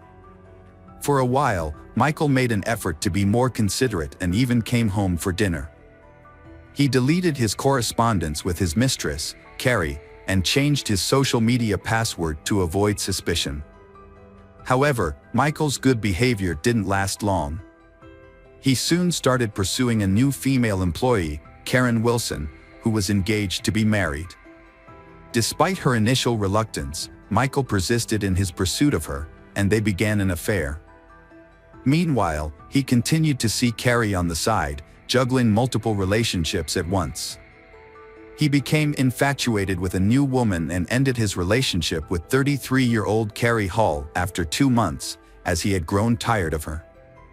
He told Karen a fabricated story about being unhappy in his marriage and claimed he was willing to leave his wife for her. Karen believed him, and they had an intimate encounter in the office. A week later, she ended her engagement, expecting Michael to follow through on his promise. Michael had no intention of divorcing his wife, Vicky, but he wanted to keep his new mistress. To keep her happy, he lied to her, telling her that he had already filed for divorce and was living with his parents. However, Vicky soon became suspicious that Michael was still cheating on her. She decided to take action and gathered evidence of his adultery. While Michael was in the shower, Vicky took his phone but found nothing incriminating because he had deleted all his text messages and changed his social media password. Undeterred, she waited until he fell asleep and then took his work laptop, where she found his social media account still logged in. There, she discovered messages between Michael and his new girlfriend, in which he professed his love and claimed to be divorcing Vicky and living with his parents. Vicky was shocked and took screenshots of the messages as proof of Michael's infidelity. She also found receipts for hotel rooms in his wallet. The next morning, she confronted Michael, presenting him with the evidence adultery. For the first time in their relationship, she lost her temper. Michael was taken aback and tried to apologize, promising it would never happen again. However, Vicky threatened to tell his parents about his infidelity, hoping they could talk some sense into him since she couldn't. Michael was enraged by his wife Vicky's threat to tell his parents about their problems. In a fit of anger, he slapped her. Vicky then got up and said she would go to his parents immediately, heading for the door. Michael caught up to her, grabbed a heavy jewelry box from the dresser, and hit her in the head twice, knocking her unconscious. He then strangled her with his bare hands until she stopped breathing. Feeling no remorse, Michael wrapped Vicky's body in a blanket, placed it in large garbage bags, and carried it to the garage. He quickly cleaned the house, packed up most of Vicky's belongings, and removed them. He then invited his lover, Karen, over, and they had dinner, had fun, and made love in the same bedroom where the murder had taken place. The next day, Michael ran off with Karen. He told his parents that Vicky had left him for another man, even showing them fake messages from Vicky's phone, which he had sent himself. He went to his parents' home, sobbing on his mother's shoulder, pretending to be distraught over his wife's supposed infidelity. Michael sent his parents-in-law messages saying that their daughter had left him for another man. He also told them to give her space and not to bother her. The messages claimed that Vicky had fallen out of love with Michael and had moved in with someone else. Her parents were shocked and tried to contact Vicky to hear her side of the story, but she refused to answer their calls, only responding with messages asking for time. Vicky's parents found Michael's story suspicious and went to his house to confront him. However, his explanation only raised more questions. They soon discovered that Vicky had not shown up for work, which further alarmed them. They decided to report their concerns to the police, leading to an investigation. On December 1, 2009, Michael bought a shovel, rope, rags, and cleaning supplies from a hardware store. However, the police arrived at his house on the same day. He had been caught before he could dispose of a body. The police initially found nothing out of the ordinary, but Michael's actions and alibi sparked suspicion and raised several questions. Notably, they overlooked a large package in the garage during their search. Inside the house, they found no signs of her presence, such as clothes, documents, or personal items, which could suggest she had left of her own accord. However, Vicky's laptop was discovered in the bedroom, and upon seizing it, the police found screenshots of Michael's incriminating conversations with his mistresses, which Vicky had saved. The investigation took a significant turn when authorities made a geolocation request to Vicky's cell phone, which had been regularly sending messages to her husband and relatives. To everyone's surprise, the phone was found to be located in the marital home of Vicky and Michael. This led to a second, more thorough search of the Roberts residence. During this search, a suspicious package was discovered in the garage, and its contents shocked all who were present. However, in a stunning twist, Michael, who had been cooperating with the police, suddenly vanished into thin air. He had taken a wallet containing cash, which allowed him to evade capture for several days. After his money ran out, Michael turned to one of his mistresses, Lavinia T., and asked if he could stay with her for a while. However, when Lavinia heard on the news that Michael was wanted for his wife's murder, she immediately contacted the police and reported his whereabouts. Eventually, he was arrested, put on trial, and convicted. When the authorities arrived to arrest Michael, he claiming he was innocent of the crime. A man claimed that his wife died accidentally during a consensual sex game where she asked him to strangle her with a rope belt, but he lost control. However, forensic experts disputed this claim, finding that she was actually strangled with bare hands, attacked from behind, and had 2 severe head injuries that occurred before her death, which were unrelated to the alleged sex game. The trial began in January 2010, with the defendant, Michael Roberts, maintaining that his wife's death was an accident and hoping for a lenient sentence. However, the autopsy results revealed a different story. Roberts had intentionally hit his wife on the head twice, then strangled her, and hidden her body in the garage. As a result, Roberts was convicted of first-degree murder and sentenced to life in prison. Hello friends, welcome to our channel. Today we're going to take a look at another horrible case with you. The case of Natalie Holloway. Natalie Holloway was born on October 21, 1986, in Clinton, Mississippi, to Elizabeth and David Edward Holloway. Her parents had a loving relationship that began in their youth, but after 13 years of marriage, they divorced due to the stresses of domestic life.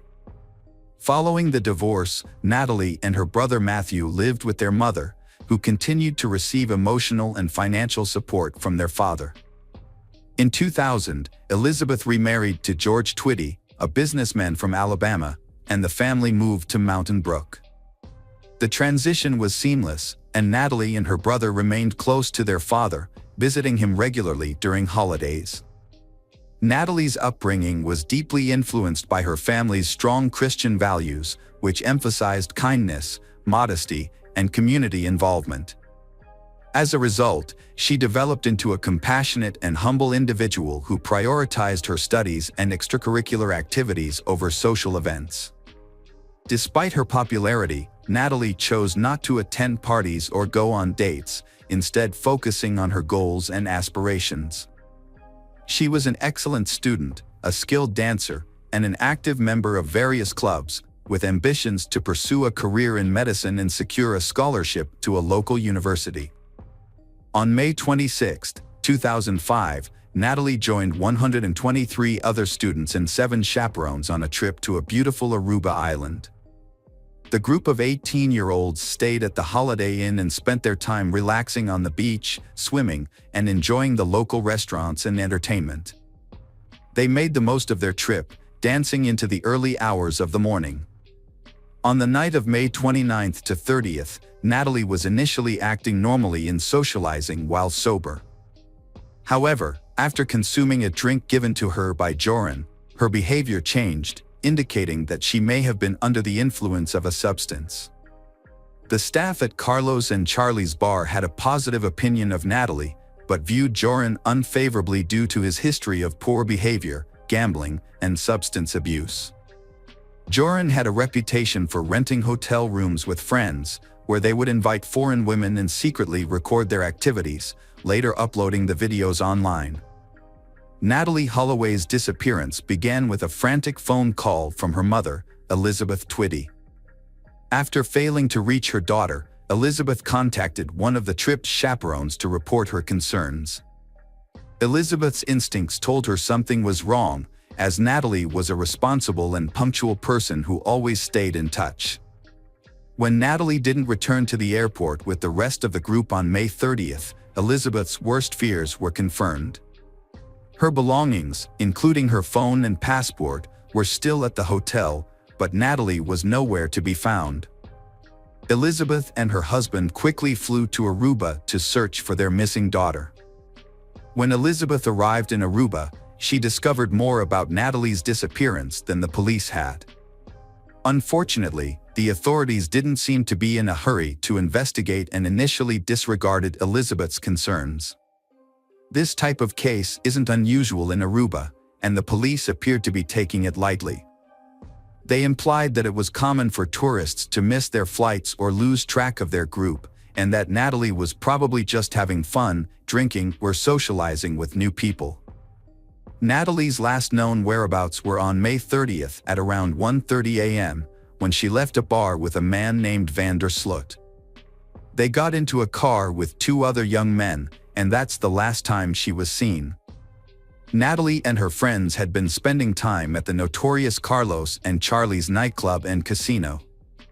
On one of those nights, she met a 17-year-old local named Joran, who offered to buy her a drink. He then invited her to visit a lighthouse and see sharks in the area.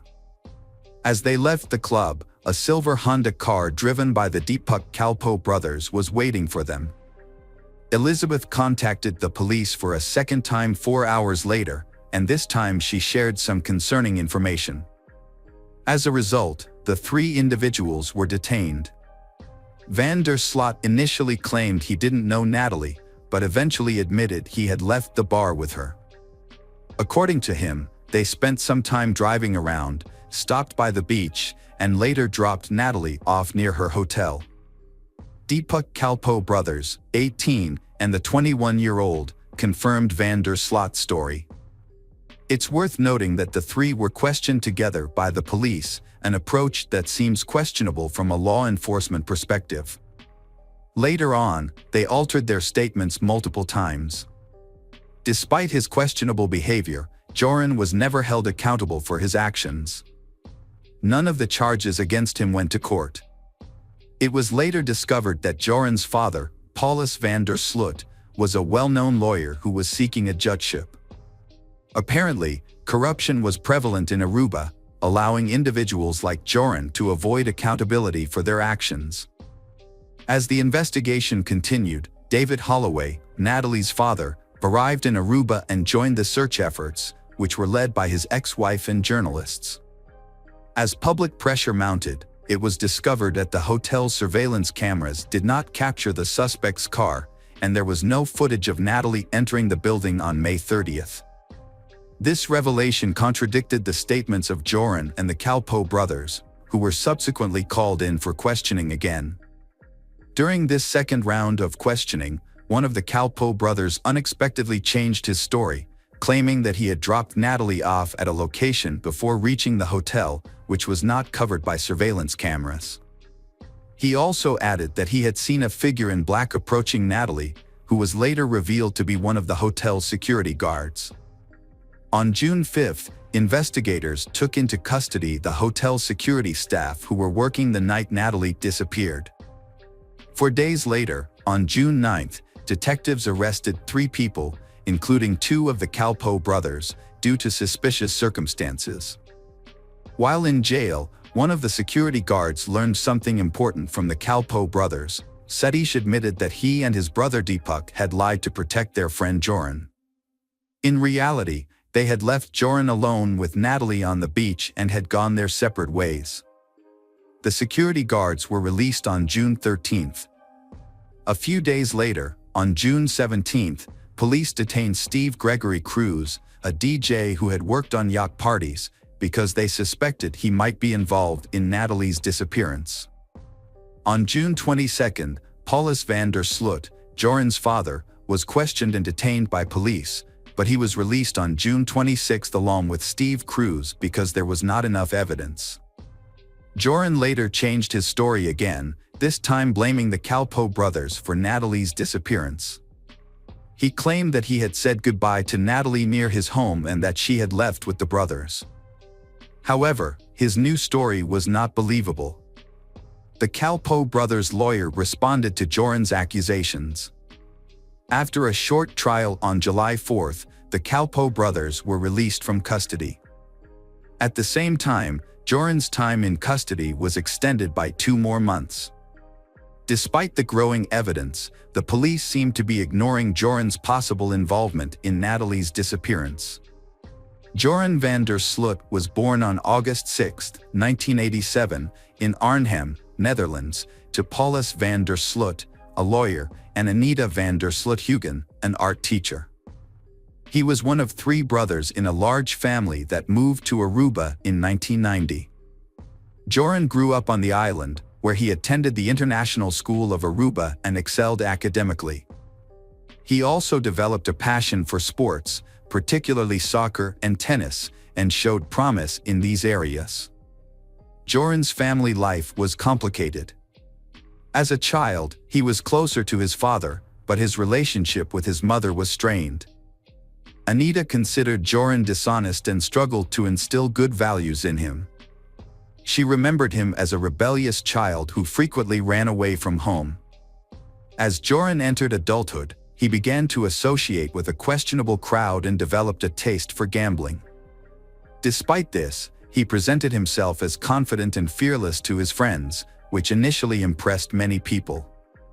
However, locals were wary of Joran, sensing that his permissive behavior would eventually lead to trouble. Joran was popular with girls, but he often took advantage of them. Overall, people had mixed opinions about Joran, with some being drawn to his charismatic personality and others being put off by his questionable behavior. As the investigation into the suspects continued, the search for Natalie Holloway remained ongoing.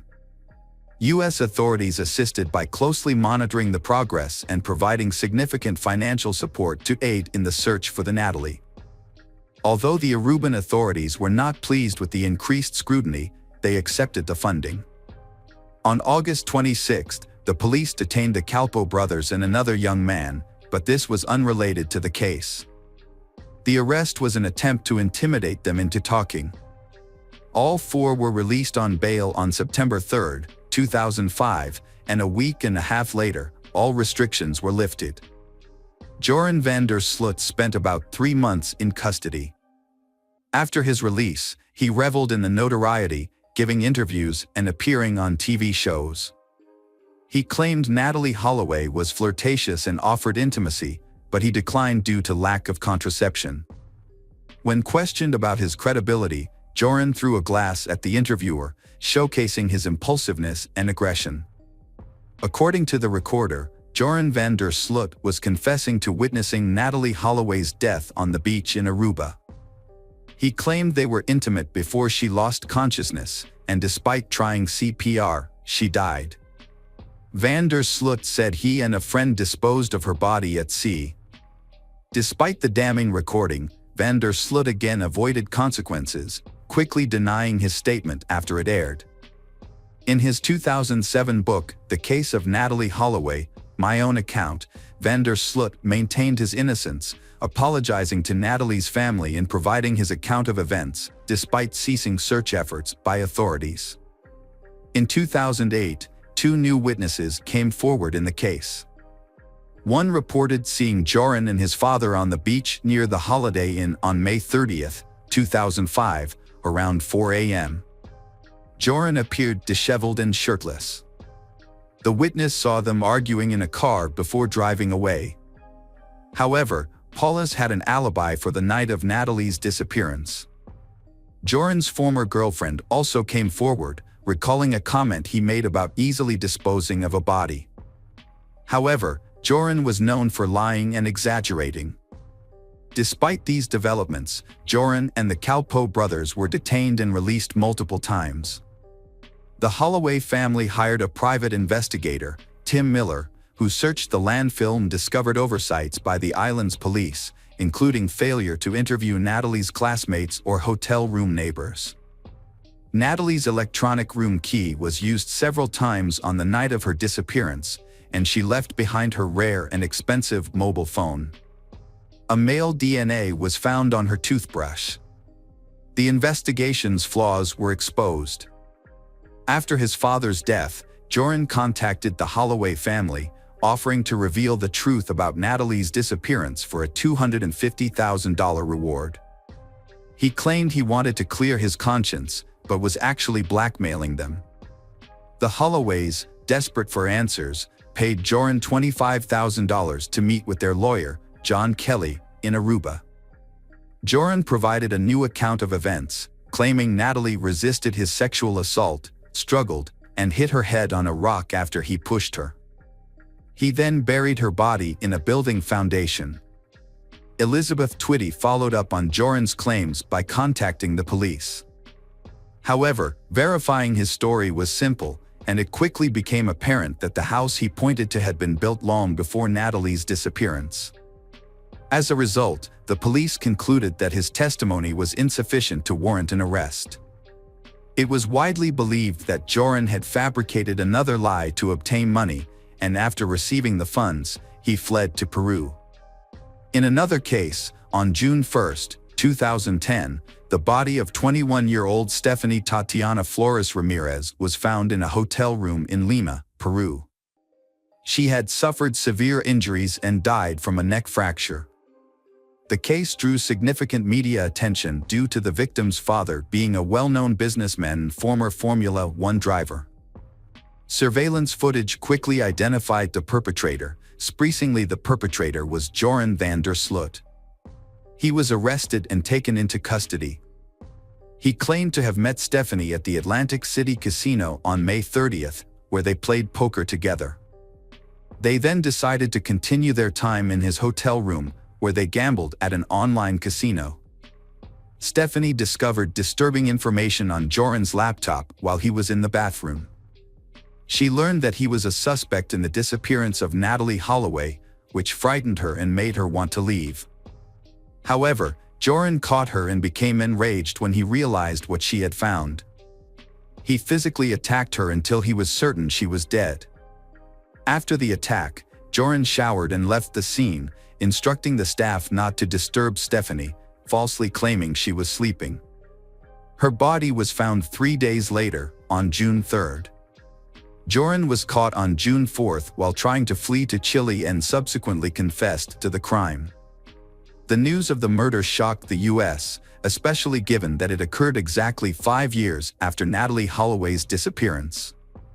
Elizabeth Twitty, Natalie's mother, was moved by the news, saying that justice had finally been served, but at a terrible cost. On January 11, 2012, Joran van der Sloot was sentenced to 28 years in prison for Stephanie's murder and ordered to pay the Ramirez family $75,000 in compensation. Joran was first imprisoned at Pedras Gordas, but was later moved to Chalip Pala in 2014. During his incarceration, he married a Peruvian woman he met in 2010 while she was visiting another inmate. She believed that Joran had genuinely changed and become a better person, describing him as attentive and gentle during their time together. However, this proved to be a facade, as Joran was actually using her for his own benefit and showed no remorse for his past actions. Meanwhile, Natalie Holloway's family was seeking closure. In June 2011, her father, David Holloway, filed a petition in an Alabama court to have Natalie declared legally deceased. Natalie's mother opposed this move, holding on to the hope that Joran would eventually confess to the crime and face trial. After 2 hearings, Judge Alan King ruled in favor of the declaration, stating that all necessary requirements had been met. On January 12, 2012, the court officially declared Natalie deceased. On June 8, 2023, van der Sloot was extradited to the United States and taken to the Hoover City Jail in Alabama. The next day, he was charged with extortion and wire fraud, but he denied all charges. However, on October 18, 2023, he changed his plea and admitted to murdering Natalie Holloway. He confessed to killing her on May 30, 2005, by hitting her with a cinder block after she rejected his advances, and then disposing of her body in the ocean where it was likely consumed by sharks. Although van der Sloot confessed to the crime as part of a plea deal, this confession cannot be used as evidence in court. As a result, he was sentenced to 20 years in prison, which will be served at the same time as his existing prison term in Peru. Despite the confession, Natalie Holloway's disappearance remains an open case in Aruba, and her murder has gone unpunished due to a series of cover-ups, corrupt deals, and bureaucratic delays, despite widespread international attention to the investigation. Hello friends, welcome to our channel. Today we're going to take a look at another horrible case with you, the case of Abril Perez. Abril Perez was born on November 18, 1971, in Monterrey, northeastern Mexico, to parents Maria del Seguro Sagan and Manuel Perez. She was the second of 3 children. Abril demonstrated exceptional mathematical and entrepreneurial abilities from a young age. She was a dedicated reader and consistently ranked as the top student in her class. As a teenager, Abril prioritized achieving financial independence, showcasing remarkable discipline and effective time management skills. Following high school, Abril attended the most prestigious university in New Leon, where she obtained a master's degree in finance and business administration. Her peers described her as intelligent, focused, and ambitious, while also being kind, cheerful, and always willing to assist others. After graduating, Abril secured a position in the sales department of one of the country's largest and fastest-growing companies. She later transitioned into digital sales, a rapidly expanding field, and discovered her true passion. Abril quickly rose through the ranks and became the executive director of the company within 2 years. Abril was a young, beautiful, and successful woman who was rapidly achieving her life goals. She had built a stellar career, supported her family, and had big plans for the future. However, her personal life was still unfulfilled, which worried her loved ones. Despite this, Abril was confident that she would find true love and live a long, happy life. But she had no idea how her future marriage to the seemingly perfect man would turn out. That man was one Carlos Garcia Sanchez, whom she met in the mid-1990s when her career was taking off. Juan Carlos was just 3 years older than Abril and shared her ambitious drive, which drew her to him. He, in turn, was captivated by her stunning looks, charming personality, kind heart, bright smile, sharp intellect, and remarkable determination. Juan Carlos graduated from a prestigious science and technology university, where he excelled in economics and trade. He then continued his studies at Harvard University in the United States. After returning to Mexico, he built a successful career in the emerging field of e-commerce. Juan Carlos and Abril met at a conference on the latest financial technologies. Their companies collaborated on several projects, allowing them to cross paths multiple times. Eventually, Juan Carlos realized he had developed feelings for Abril, who was intelligent and beautiful. He obtained her phone number through mutual acquaintances and asked her out on a date. Abril was also attracted to Juan Carlos, finding him to be educated, elegant, and engaging in conversation on a wide range of topics. Their relationship progressed rapidly, and by 1998, they decided to get married. At that point, they had both achieved significant success in their careers and were working on developing online stores, a field with great potential. Their life seemed like a fairy tale, inspiring envy and admiration from those around them. However, surface of their perfect family, there were some dark secrets. It wasn't until 2001, 3 years after their wedding, that they had their first child, a daughter named Ana Cecilia. The arrival of their child marked a new chapter in their lives. Her husband appeared happy, showing their newborn daughter love and admiration.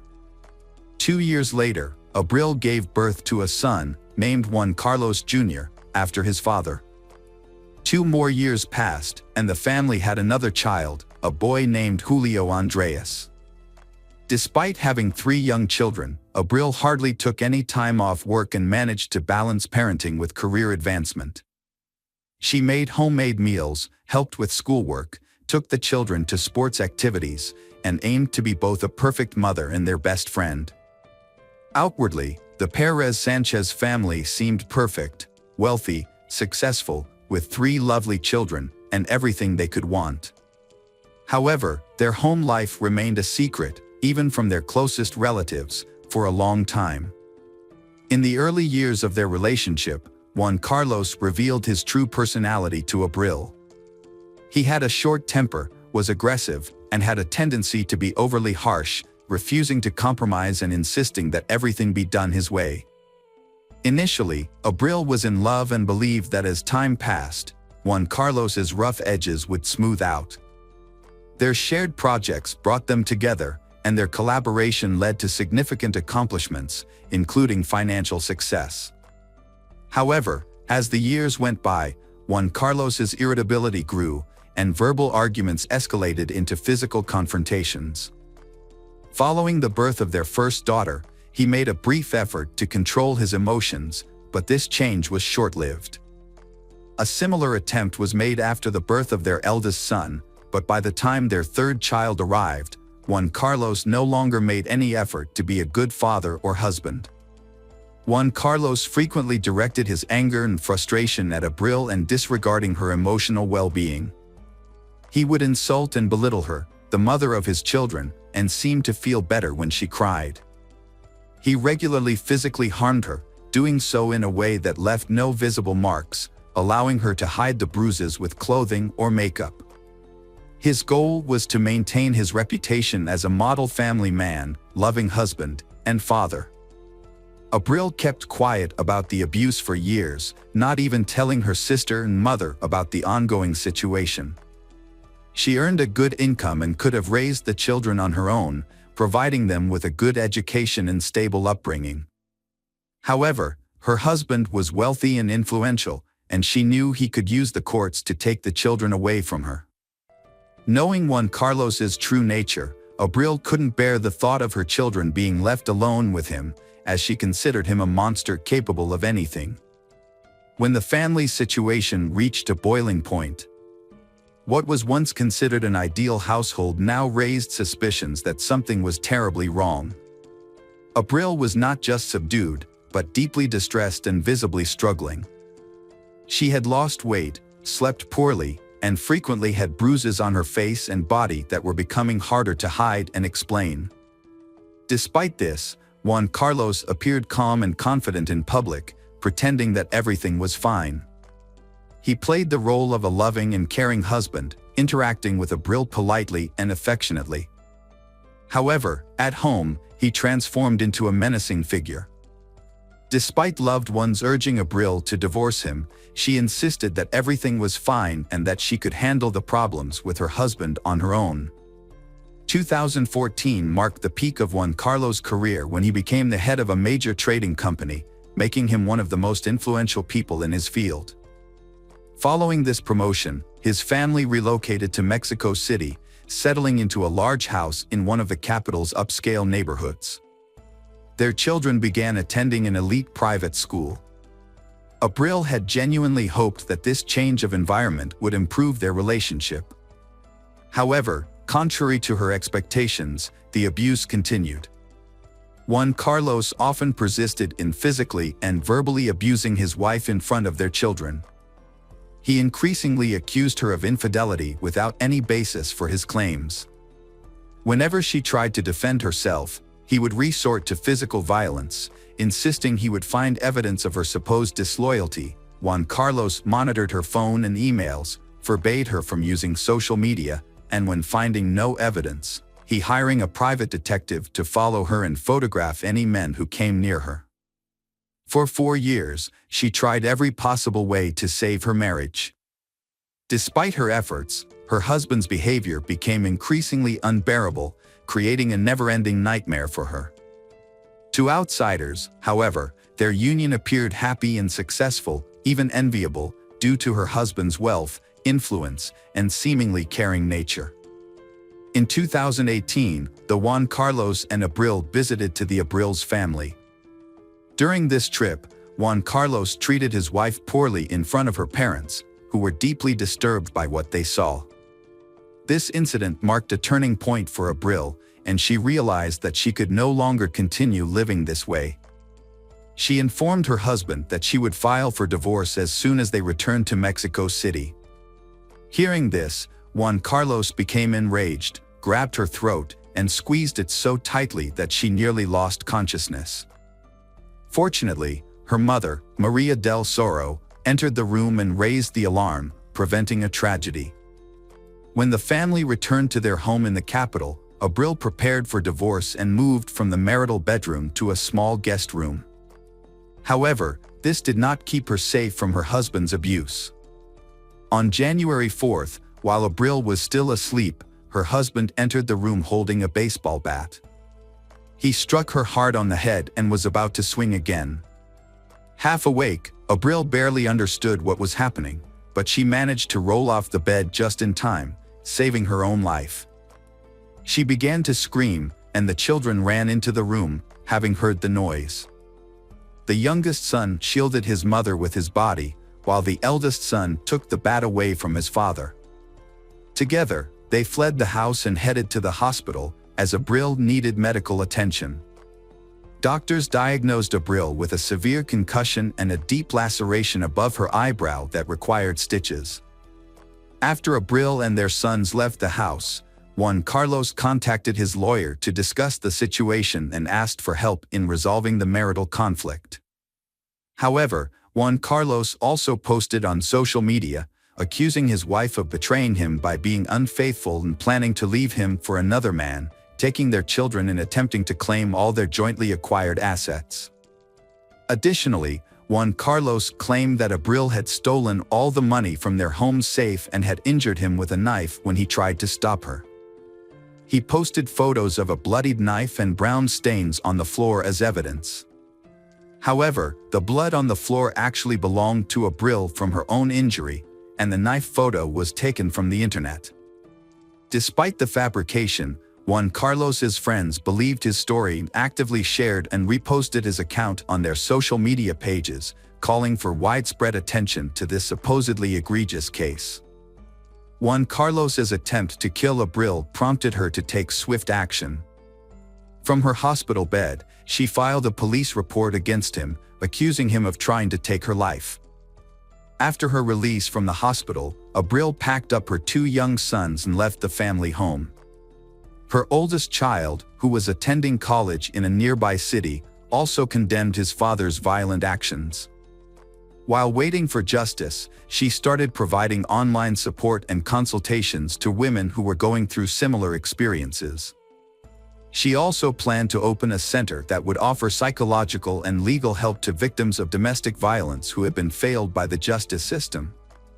It wasn't until 8.5 months after the incident, in September 2019, that Juan Carlos was finally arrested and charged with inflicting bodily harm and attempting to kill his wife. He was put in jail, where he spent over a month, but he managed to appeal the decision to keep him in detention before his trial. As a result, he was released from jail by November of that year. Judge Federo presided over the case, reclassifying it and ordering a new trial. During the trial, Abril's medical records and photos were not presented as evidence. Her and her son's testimonies were deemed insufficient to detain Juan Carlos because he claimed Abril was manipulating their children against him. The judge released Juan Carlos, concluding his actions didn't pose a direct threat to Abril's life. Abril was shocked and terrified when Juan Carlos was released. She suspected he had bribed his way to freedom, putting her and their children in danger.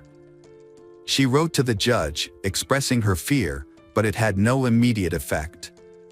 Juan Carlos then initiated a custody battle, forcing Abril to return to Mexico City with their sons to attend court hearings. Abril arrived in Mexico City on November 25 with her children. She had a legitimate fear of her longtime partner and wanted to avoid him. To minimize the risk of an encounter, she planned to leave the city immediately after a court hearing that day. In fact, she had already bought the plane ticket, but Juan Carlos already knew that. After the court session, Abril, her sons, and their lawyer got into a car headed to the airport. However, they never made it to their destination. At a traffic light, a motorcyclist suddenly pulled up next to their car, drew a handgun, and fired 2 shots at Abril, who was sitting in the front passenger seat. The attacker then quickly fled the scene. A shooting occurred, and one of the bullets grazed the younger son, who was sitting in the back seat. Fortunately, none of the children were seriously injured. However, the injured Abril was rushed to the nearest hospital where doctors fought to save her life for more than 6 hours. Unfortunately, due to severe injuries and significant blood loss, they were unable to save her. Abril passed away that evening. The victim's family, including her parents, brother, and sister, immediately flew to the capital and urged authorities to arrest Juan Carlos, whom they believed was behind the brutal act.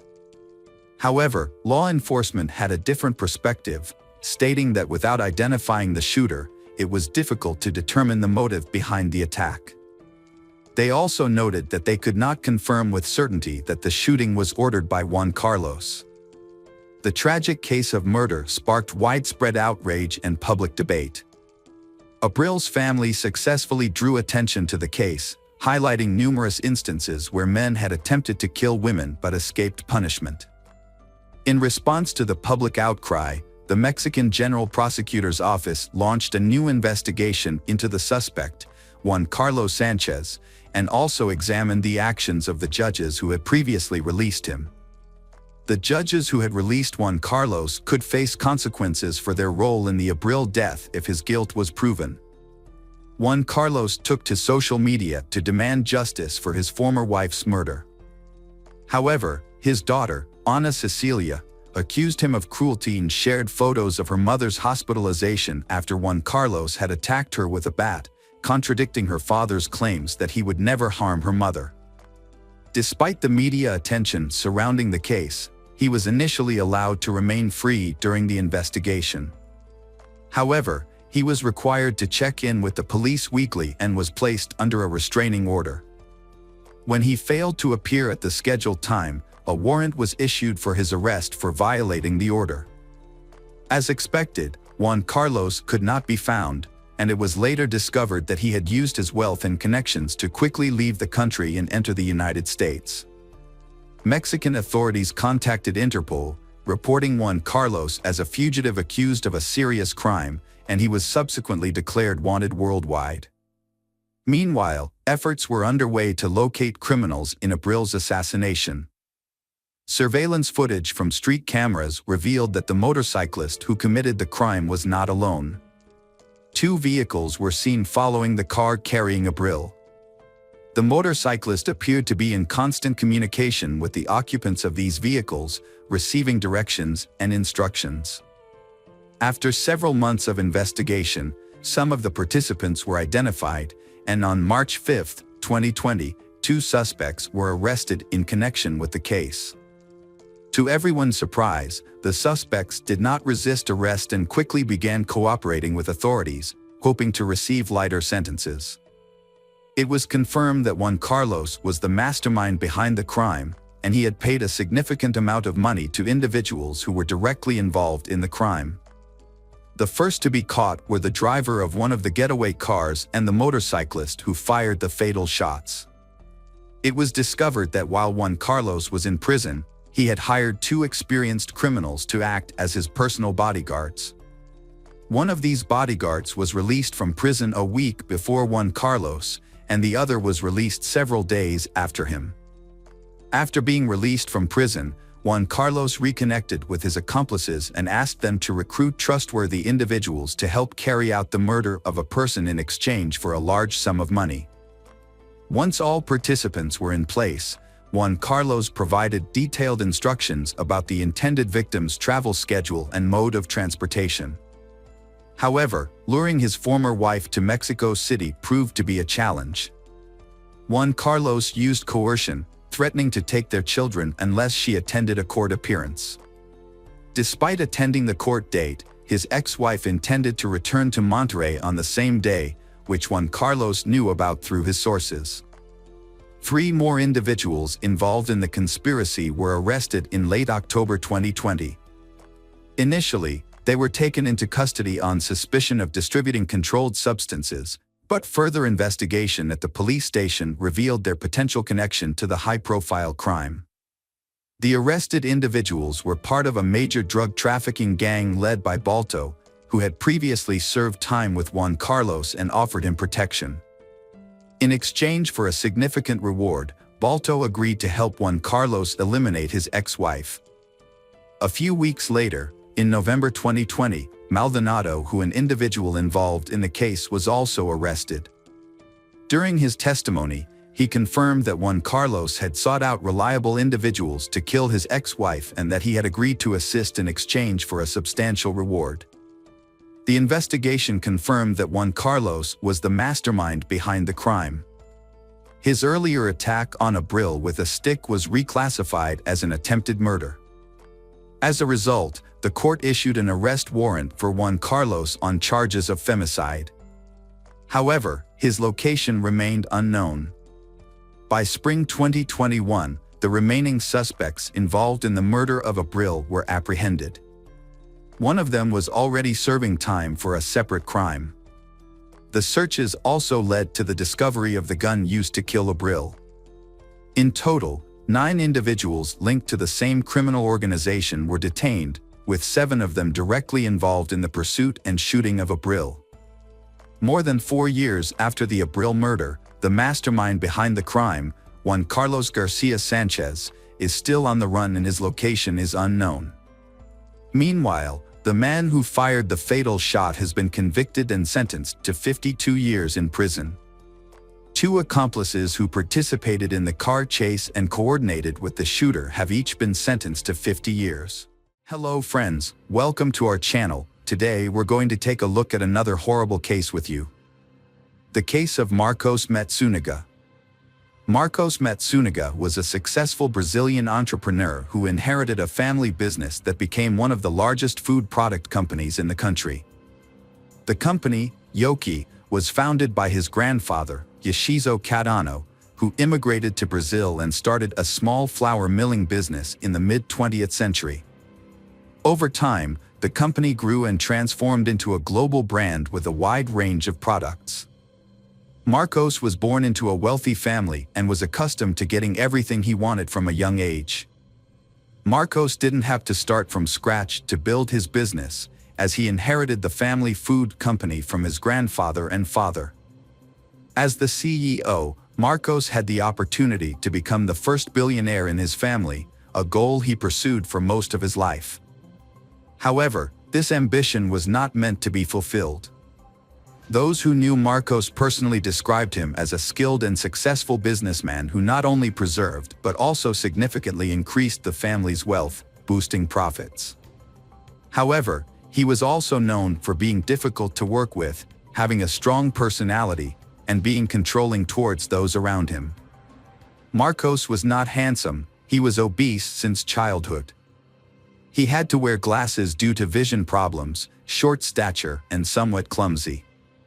All of these caused Marcos a lot of problems when communicating with friends, leading to a lack of friends and isolation. Despite his wealth and business success, Marcos found it difficult to establish a meaningful relationship. His arrogance and egoism often repelled women, making it hard for him to connect with someone beyond a few dates. Consequently, he frequently relied on the services of escorts, as his wealth and status were not enough to make him a desirable partner. Very little information is publicly available about the entrepreneur's first wife.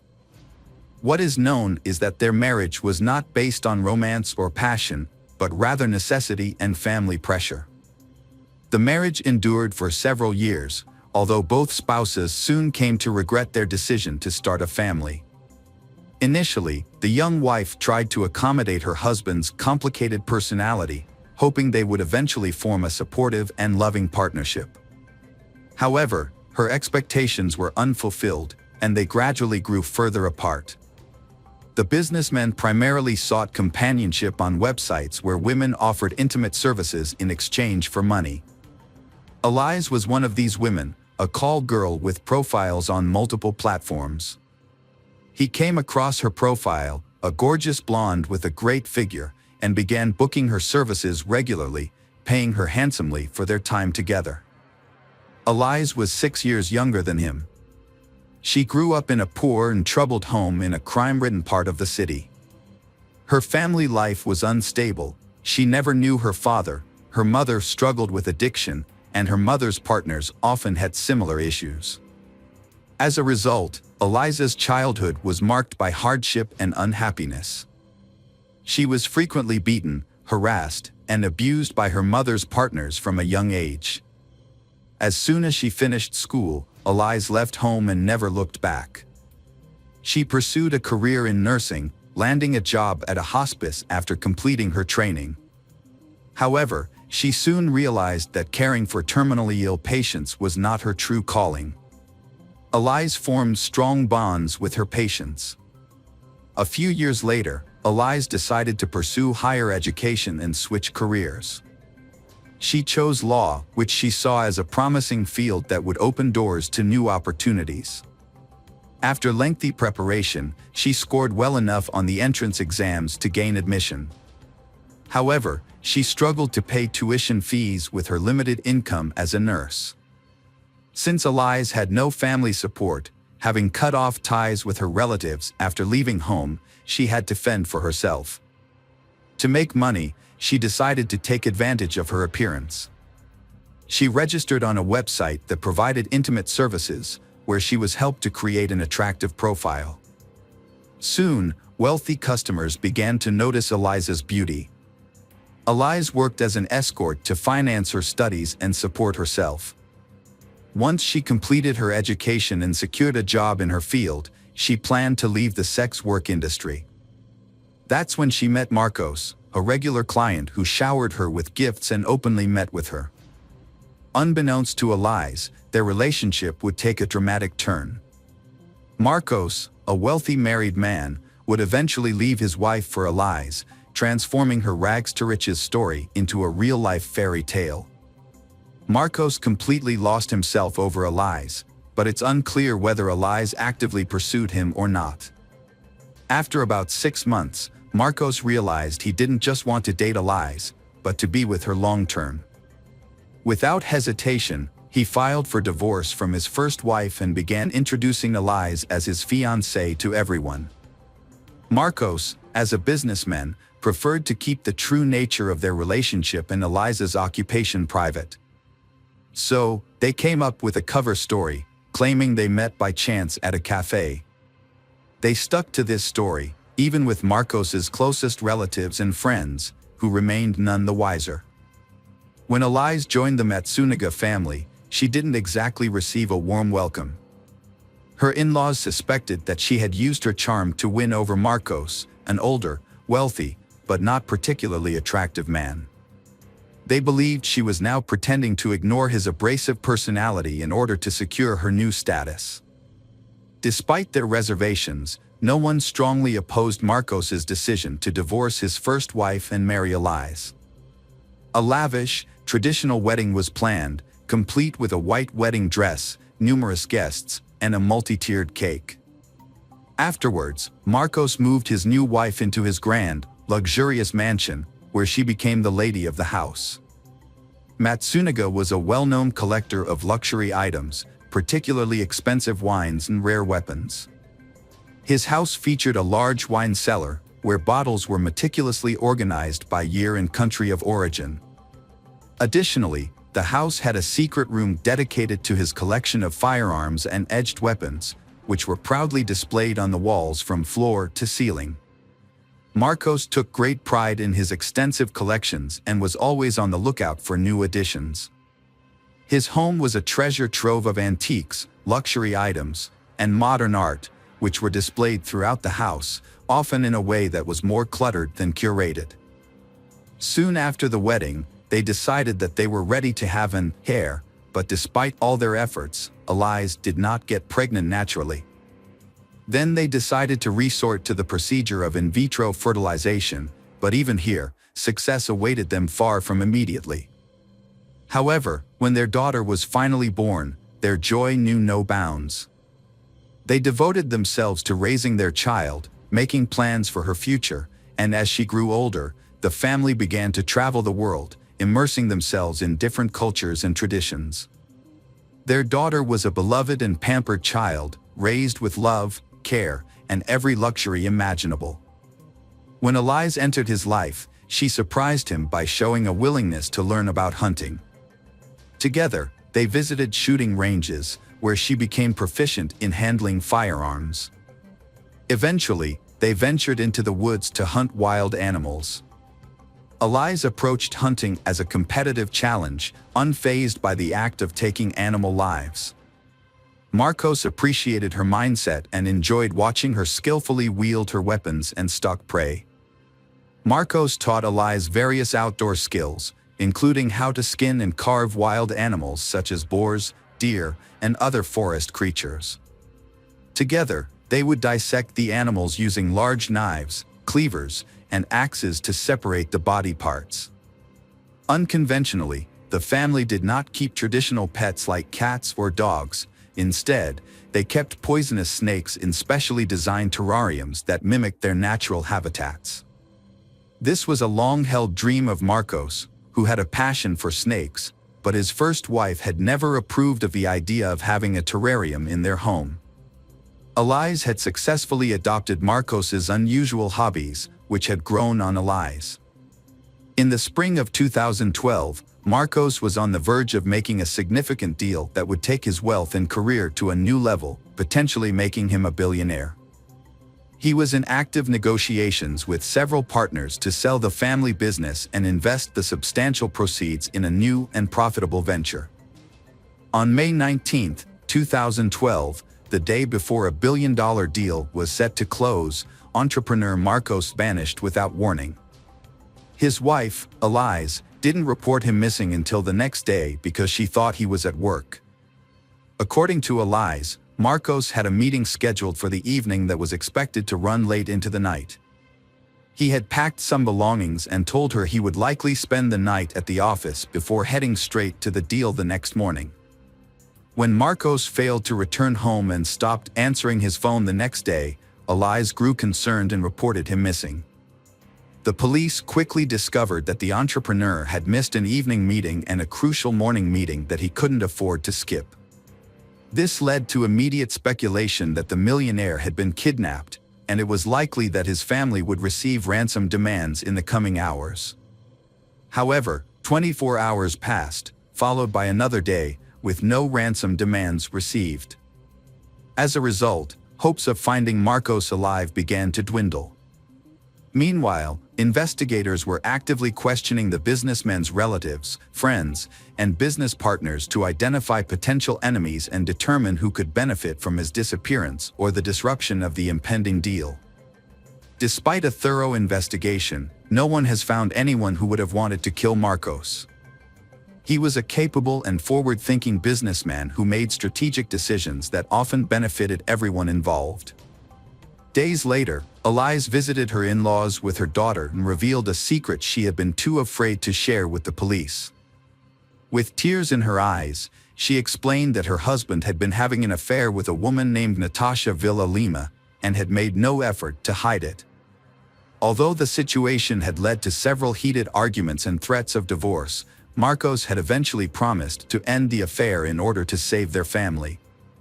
Marcos continued to see Natasha, but was more cautious to avoid another family scandal. However, Elise suspected he was having an affair and hired a private investigator to gather evidence. The investigator obtained photos and videos of Marcos's romantic dates with Natasha. Notably, he took Natasha to the same restaurants and entertainment venues that he and his wife frequented, where he was very popular. It seemed that Marcos was deliberately showing his disdain for his wife and openly cheating on her without any attempt to hide it. It was later discovered that Natasha Lima was found on the same intimate services website where Marcos first met his wife, Elise. They dated for about 5 months, during which time he showered her with expensive gifts, including a luxury car, and paid her a large sum of money to delete her online profile. Meanwhile, Elise discovered incriminating photos and videos of Marcos's infidelity and showed them to his parents. She also revealed that she had confronted Marcos with the evidence just a day before his disappearance, but instead of apologizing, he abruptly packed his things, informed Elise that he was leaving her, and disappeared without a word. According to Elise, Marcos had simply given in to his passion and abandoned his life to be with his new mistress. However, those who knew him best vehemently disagreed, insisting that Marcos would never abandon his business, which his family had spent decades building, as he was deeply invested in its success. A gruesome discovery was made by a passerby about a week later, when scattered garbage bags were found in a remote area approximately 100 kilometers from the missing Marcos's house.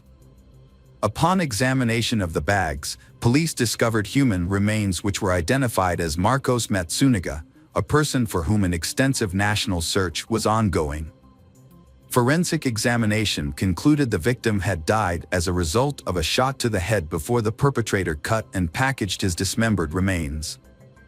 Expert assessment also inferred that only an exceptionally skilled practitioner would possess sufficient know-how, steady-handedly controlling either precise butcher's cut tools at convenient knife handles anatomy. The investigation began by reviewing the last known location of the deceased man, Marcos. This led authorities to the luxury residential complex where Marcos lived with his wife and daughter. The complex was equipped with multiple security cameras, which were thoroughly examined. A review of the footage revealed that the evening before Marcos disappeared, he and his wife had ordered food delivery. The elevator camera captured Marcos going down to the first floor to collect the food, returning with pizza boxes in hand. He then entered his apartment and was not seen leaving again that evening, night, or the following day. It appeared as though Marcos vanished into thin air. Elise leaves their apartment with 3 large, heavy suitcases. Investigators, who already had suspicions, take her into custody for questioning.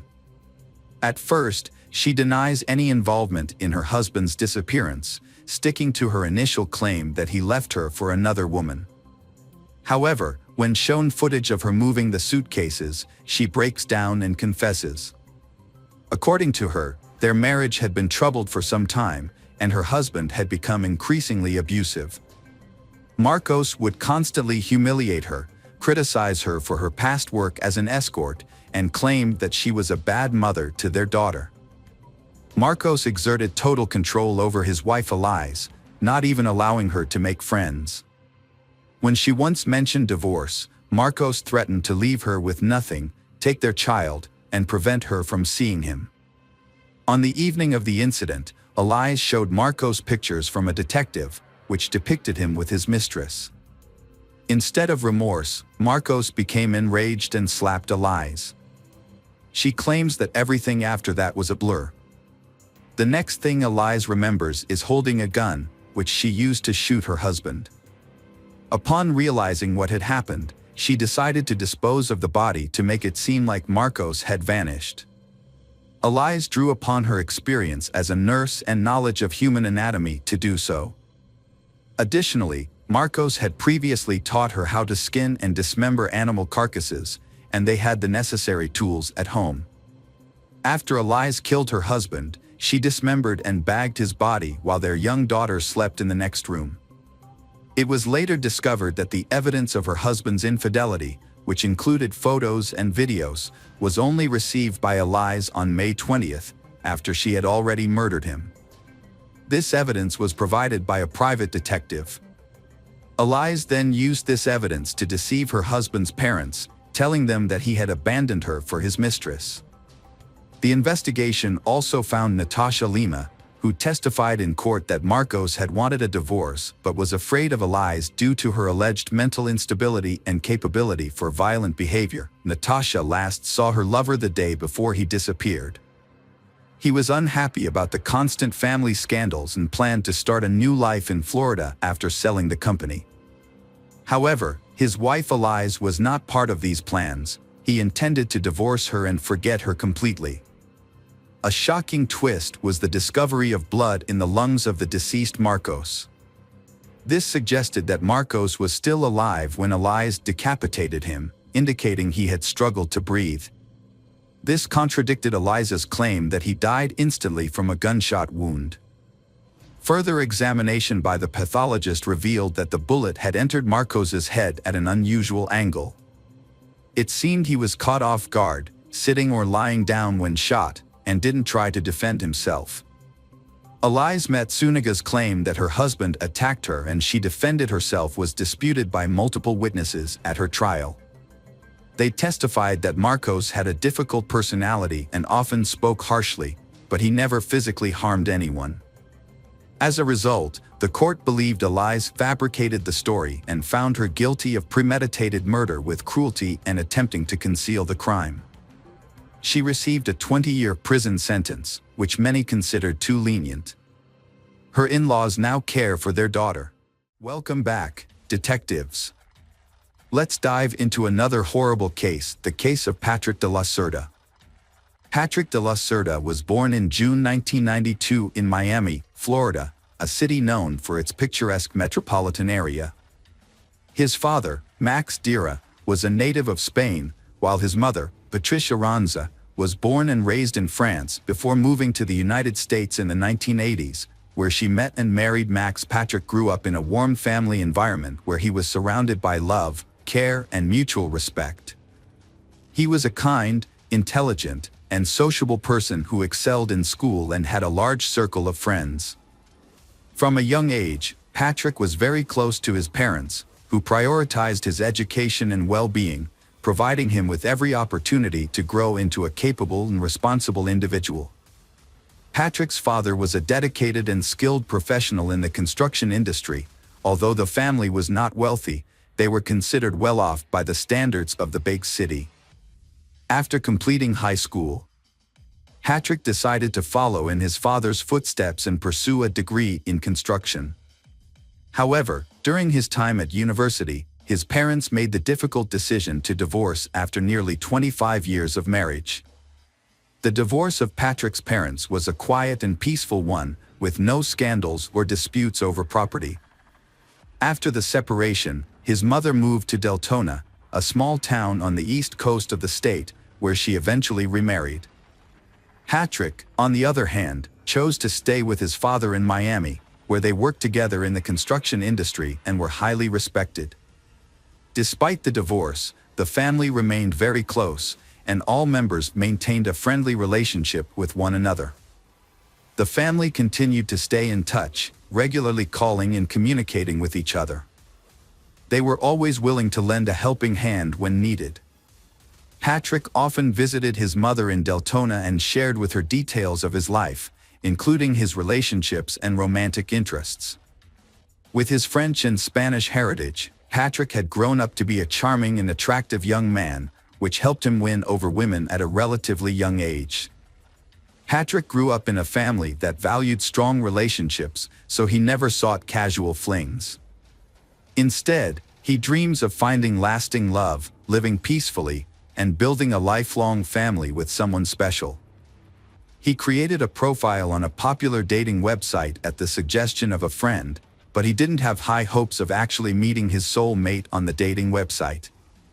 One June evening in 2017, Patrick half-heartedly scrolled through profiles of women on the site. Then, he came across a photo that caught his attention, a stunning brunette with an unforgettable appearance, big, expressive eyes, and a charming smile. Patrick was immediately smitten and decided to send her a message. She replied, much to his delight, and they easily fell into a comfortable conversation. Jessica Devnani was born in 1988 in Orlando, Florida. After high school, she attended a local university where she studied banking. Following graduation, she landed a job at a bank branch in her hometown. Around that time, she met a handsome young man online. They quickly hit it off, exchanging messages and eventually phone numbers. They had long conversations every day, creating a deep emotional bond and strong trust. As their online friendship grew, they decided to meet in person. Since they lived in different parts of the state, they chose a meet-up spot roughly equidistant from each other. On their first date, Patrick knew he had found the person he had been searching for, and he didn't want to let her go. Jessica felt the same way about him. However, Jessica was slightly taken aback by their age difference. She was 4 years older than Patrick. After their date, on his way home, Patrick called his mother to tell her what happened. They had been in a long-distance relationship for months, which was becoming increasingly difficult. Due to the distance between them, they could only see each other on weekends, and even then, they had to meet at a location convenient for both of them. Usually, they will rent a cozy hotel room in a secluded spot and use the time to enjoy quality time together. However, by Sunday night, they would have to return to their respective homes, as they had work commitments on Monday mornings. In December 2017, Patrick made a significant decision. He relocated to Delton, where his mother lived, in order to be nearer to his girlfriend. He purchased a house in a quiet neighborhood and began making repairs to create a welcoming home for Jessica. Although she couldn't move right away because of work, but they made plans to get together again and have a housewarming party in early spring. They had a special celebration planned on New Year's Eve. To surprise Jessica, Patrick set up a fireworks display in the backyard, getting down on one knee to make his romantic proposal as they gazed up at the festive lights. Patrick got down on one knee, held out a box with a ring, and asked Jessica the most important question of all: would she become his wife? Overjoyed, Jessica happily agreed. Patrick had been looking for an engagement ring for a long time, but in jewelry stores there was no ring beautiful and delicate enough for the occasion. He chose the best option possible to propose before the new year, but he also had a custom ring made from a jewelry shop, designed by himself. Patrick's engagement was just 2 months old, and the wedding preparations were well underway. His choice of partner had been approved by their parents, and they was overjoyed as they prepared to start a new life together. They had plans for a grand celebration, either in Miami on the shores of the Atlantic Ocean or in France, where the groom's mother was from, on February 27, 2018. On that day, Patrick's father, Max, received a call from a courier while he was at work. The delivery man explained that Patrick's order has been delivered, but Patrick did not answer the door or answer the phone. Max was taken aback by Patrick's unexpected actions, which immediately raised his level of concern. Since Max was tied up at work and couldn't go check on Patrick, Max asked his future daughter-in-law to go instead. Patrick's father called Jessica in a panicked tone, saying he couldn't reach his son. Jessica had been trying to contact Patrick all morning, but he wasn't responding to her calls or messages. When she shared this with Patrick's father, Max, he feared the worst. Jessica immediately dropped everything and rushed to Patrick's house. When she arrived, she saw his car in the driveway, indicating he was still at home. Using her own key, she entered the yard and called out to Patrick, but there was no response. Jessica carefully opened the front door and was met with a horrific sight. Patrick was lying in a pool of blood, showing no signs of life. She quickly called emergency services, but the paramedics were unable to save Patrick and declared him dead at the scene. When the police arrived, Jessica was overcome with grief, sobbing in the backyard where Patrick had proposed to her just 2 months earlier. An officer spoke to her, and she raised her tear-filled eyes to meet his. She claimed to know who was accountable for Patrick's murder, naming her wealthy ex-boyfriend as the culprit. To comprehend this complex case and identify potential suspects, it's essential to revisit the past when Patrick first met Jessica. At that time, Jessica was in a relationship with Gregory Bender, a wealthy businessman who owned an investment fund. She met Gregory during her student years, and he was 20 years her senior. Gregory showered Jessica with expensive gifts and took her on lavish vacations, eventually winning her affection. Jessica thought she had found her soulmate, but soon she began to notice some disturbing patterns in her ex-boyfriend Gregory's behavior. He was extremely controlling, constantly monitoring her movements and interactions with others. If she had an admirer, Gregory would quickly get rid of them through threats and intimidation. Meanwhile, he kept his own life a mystery, sharing very little about himself with Jessica. Their relationship lasted nearly 8 years, during which time Gregory never introduced Jessica to his family or friends. They only spent time together or went on vacation when he wanted to, and he rarely invited her to his home.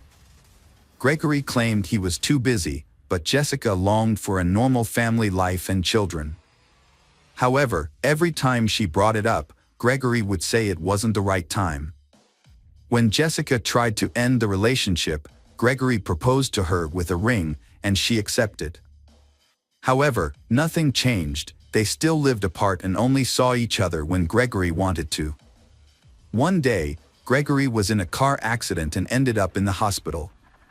When Jessica rushed to his side, she decided to stop by his house to pick up some things for him. That's when she encountered a woman she had never seen before. Instead of introducing herself, the stranger asked Jessica who she was. Jessica showed her the ring on her hand and that she was the landlord's fiancée. Jessica later found out that Gregory was married to someone else, Diora Sanchez Bender. Devastated, Jessica immediately broke off the relationship. However, Gregory really wanted to keep her, begging for forgiveness and promising to divorce his wife and marry Jessica in the future. Jessica eventually gave in and continued the affair, but as time went on, nothing changed, and Jessica became exhausted. Jessica changed her life and started dating someone new, Patrick, through a dating website. She then ended her relationship with Gregory and informed him that it was over. But Gregory did not give up and started to do worse things. Gregory asked Jessica to reconsider their relationship. He then became aggressive, and he resorted to threatening and harassing her. Realizing that Jessica had moved on, Gregory turned to private investigators to hack into her online accounts and find out who she was talking to. He soon discovered Patrick's identity and contact information. Then, Gregory started sending threatening messages to Patrick. Patrick received threatening messages from Gregory, Jessica's ex-boyfriend, who demanded that Patrick end his relationship with Jessica, referring to her as his fiancée. After receiving the threats, Patrick remained calm because he thought they would not come true. However, Jessica is scared because she knows Gregory's aggressive nature and that he has a large collection of weapons. She suggested breaking up with Patrick to avoid any potential harm, but Patrick refused. They decided to report the incidents to the police, providing evidence of Gregory's stalking and threats. They obtained a restraining order, which prohibited Gregory from approaching or contacting them. Additionally, Gregory was required to surrender his firearms. For a while, the situation seemed to calm down, and they thought they had finally found peace. Nevertheless, Jessica convinced Patrick to install CCTV cameras around and inside their home, fearing that Gregory might violate the restraining order. Let's go back to the events of February 27, 2018. During the initial crime scene inspection, investigators quickly ruled out robbery as a motive. Instead, they believed the murder was personally motivated, given the nature of Patrick's injuries, which suggested a deep-seated hatred. Patrick, 25 years old, had 4 gunshot wounds, 1 in the thigh, 1 in the chest, and 2 in the head. The body also showed signs of a fall from a ladder. The body was found on the floor between the front door and the stairs leading to the second floor. Investigators theorized that the killer likely snuck into the house and waited for the owner, Patrick, on the second floor. When Patrick entered the house and began to climb the stairs, the killer ambushed him, shooting him in the thigh. As Patrick rolled down the stairs, the killer followed, shooting him in the chest and then twice in the head. The murder weapon, a rare pistol, was not recovered, but several shell casings were found at the crime scene. The police found 3 casings at the scene, but a 4th one was missing. This led investigators to suspect that the killer might have taken it as a souvenir. The initial suspect was Patrick's neighbor, a U.S. Army veteran who had a history of conflict with Patrick. The veteran had been involved in combat and had suffered a severe head injury, which led to the development of a mental disorder. The veteran was skilled with firearms and had access to rare guns. In a previous incident, the veteran had mistakenly shot at his neighbor, thinking he was a burglar. After his release, the veteran continued to harass the victim, accusing him of being a spy and threatening to expose him. The investigation initially centered around the veteran with a history of mental health issues, as his unusual behavior and mindset suggested a possible motive for the crime. Although he truly hated Patrick, he still had an alibi for the time of the murder, confirmed by many witnesses. As the police looked for evidence and attempted to provoke a response from the perpetrator, it became clear that the crime was not a robbery gone, as the house was undisturbed and valuables remained untouched. The only items missing were the hard drives containing video surveillance footage, making it impossible to identify who entered and left the house that day. Furthermore, no evidence was found at the crime scene. Forensic experts were unable to find a single fingerprint, shoe print, or DNA trace, suggesting that the murder was meticulously planned and executed. Although the investigation suspected Gregory's involvement, it seemed likely that he would escape justice due to the lack of concrete evidence. The police asked Jessica to help them with a secret plan to catch her ex-boyfriend, Gregory, off guard. She agreed to make the call, and as the police had hoped, Gregory answered. Jessica tried to lure him into a conversation, but it quickly became apparent that he had anticipated the trap and was not falling for it. Gregory seemed unflappable as Jessica confronted him about Patrick's death. When she accused him directly, he acted shocked and even offered her his condolences. Despite her best efforts to get him to lose his cool, he didn't give away any incriminating information. In the end, the police didn't have enough evidence to hold or question Gregory, so he remained at large, abiding by the terms of a restraining order. He appeared to have already distanced himself from Jessica, makes gathering evidence more difficult. As the police investigation stagnated due to lack of evidence, Diora Sanchez, Gregory's wife, called to reveal she had vital information about Patrick's death. Upon arrival at the police station, Diora told investigators about discovering a cryptic notebook in Gregory's office just days before the crime occurred. Upon flipping through the notebook's pages, Diora stumbled upon an entry containing an address she didn't recognize, accompanied by a series of cryptic digits that appeared to be a code. Diora had previously ignored some suspicious sketches made by Gregory, but when she saw a news report about a young man's murder, she realized the significance of those sketches. The crime scene's layout matched the drawings Gregory had made. Diora informed the investigators, who then obtained a search warrant for Gregory's house. Upon searching, the police found a mysterious notebook in Gregory's office, but several key pages were missing. They later discovered those pages in a trash can, carelessly discarded after being ripped out and crumpled. The pages contained a detailed plan of the crime, including turning off the victim's phone, wearing gloves, and using a special lubricant on shoes to avoid leaving footprints.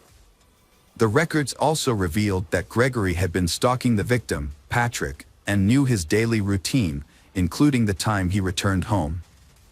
Furthermore, Gregory knew the location of surveillance cameras in and around Patrick's house, suggesting this was a carefully planned and executed crime. In addition to committing the crime, Gregory took steps to cover his tracks by disposing of the weapon, clothes, shoes, and gloves. However, he failed to destroy his own records, which later incriminated him. Furthermore, his wife's curiosity ultimately worked against him. A shell casing was discovered in a cigar box, which was meant to be taken as a trophy by the gunman.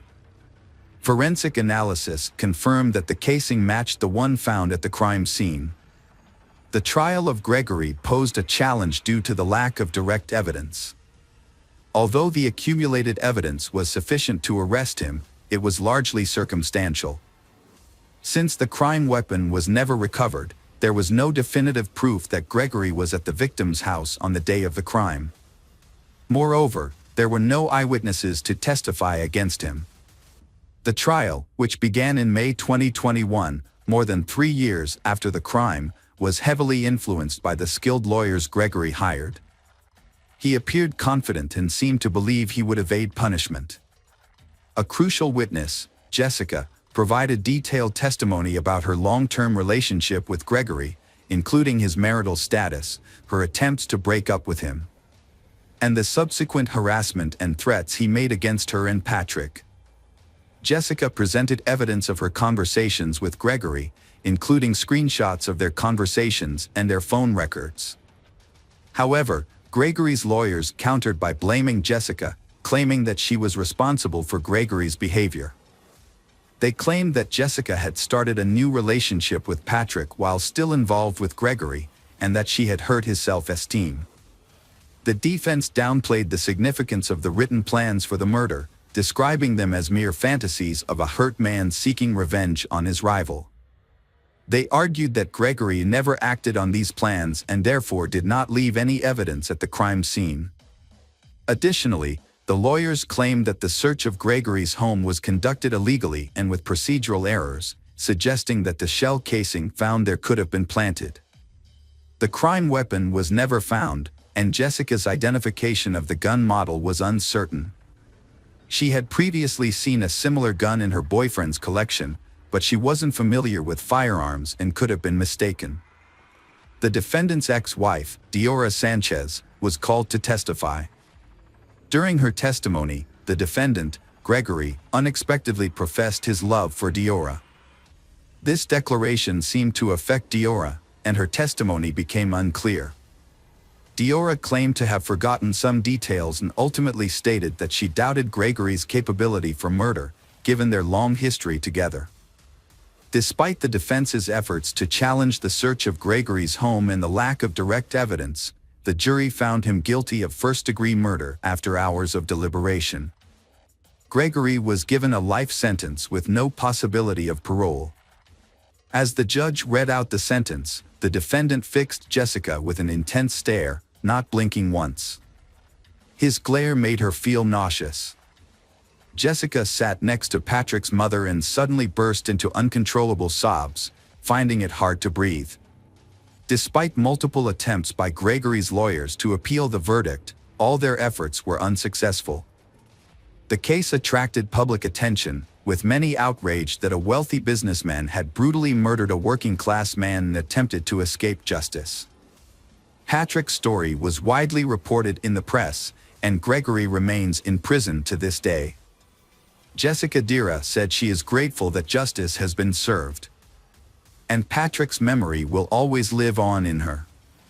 She wears the engagement ring he gave her and a special piece of jewelry he had intended to give her but never got the chance. Jessica remains close to Patrick's parents, who have welcomed her into their family as one of their own. Hello, crime enthusiasts. Are you ready for another chilling investigation? The case of Kirsten Hatfield. Kirsten Hatfield was born on February 12, 1989, in Midwest City, Oklahoma. Kirsten's father left the family soon after her birth, and her mother, Shannon, moved back in with grandparents. When Kirsten was 2 years old, they moved to their own home. Later, Shannon remarried, but the marriage was short-lived, leaving Shannon to care for her 2 young daughters alone. Kirsten, being the older sibling, took on a lot of responsibility, helping her mother care for her younger sister, Faith. Kirsten and Faith shared a bedroom, while their mother slept in the adjacent room. On May 13, 1997, Shannon put her daughters to bed as usual. Kirsten was 8 years old, and Faith was 3. However, Faith had already fallen asleep, so Shannon only said goodnight to Kirsten and left the door to their room slightly open, as she always did, in case Kirsten or Faith needed her. At around 3 a.m., Shannon was awoken by a noise coming from the girls' room. Thinking one of her daughters was awake, Shannon got out of bed to check on them. As she approached the door, the noise stopped. Assuming her daughters had gone back to sleep, Shannon was about to return to her room when she noticed that the door to their room was now completely closed. This was unusual, as she was certain she had left it slightly open. She wondered if one of them had closed the door or if she had simply forgotten to leave it open. Shannon opened the door slightly to check, but she didn't enter the room before returning to bed. Shannon went to wake up her daughters at 6:30 a.m. the next morning, but only found Faith in their bedroom. Shannon asked Faith where Kirsten was, and when Faith said she didn't know, Shannon began a thorough search of the house. However, Kirsten was nowhere to be found.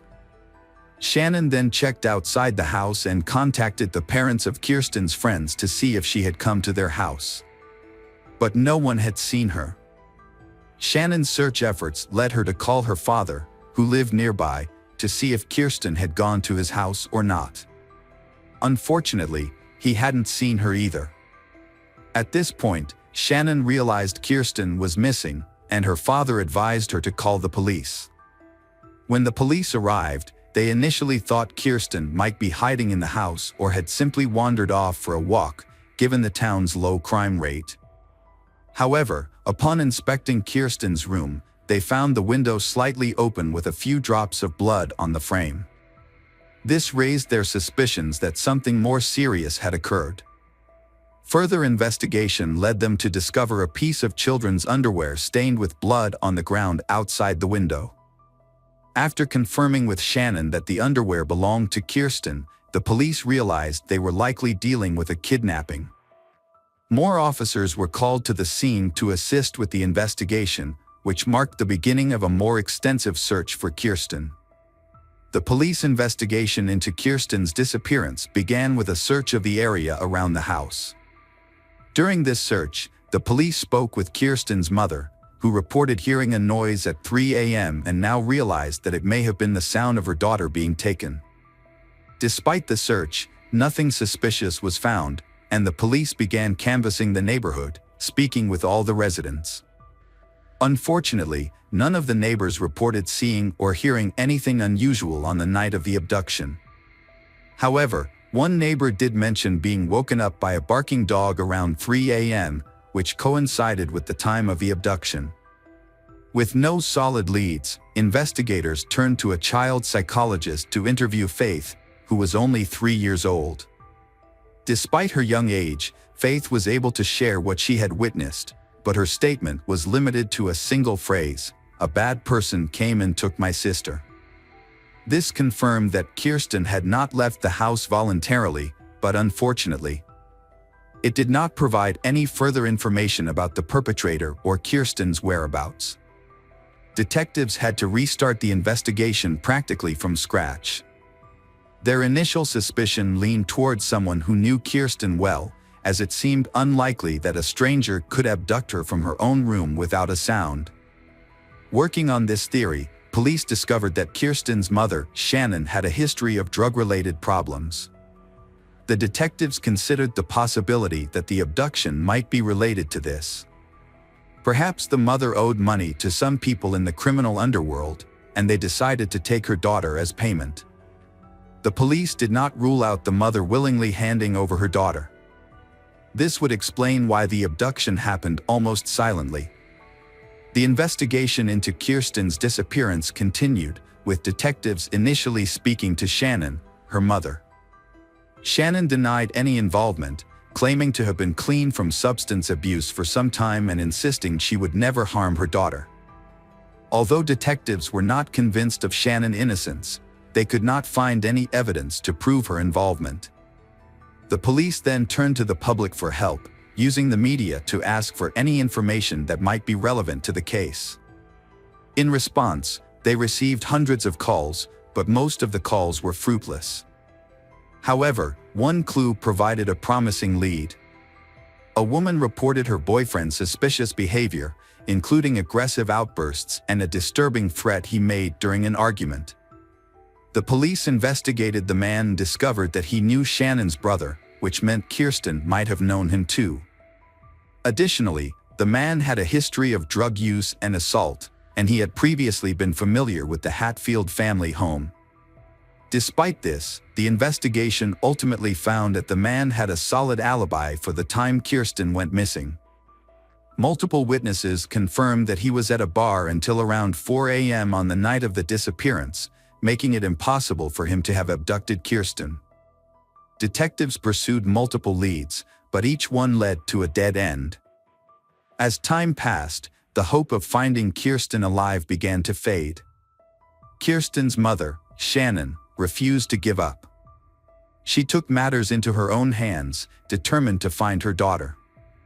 She gave interviews to local media outlets, distributed flyers, and even investigated potential suspects on her own. However, Shannon faced numerous obstacles. Many local businesses refused to display Kirsten's flyers, citing company policies.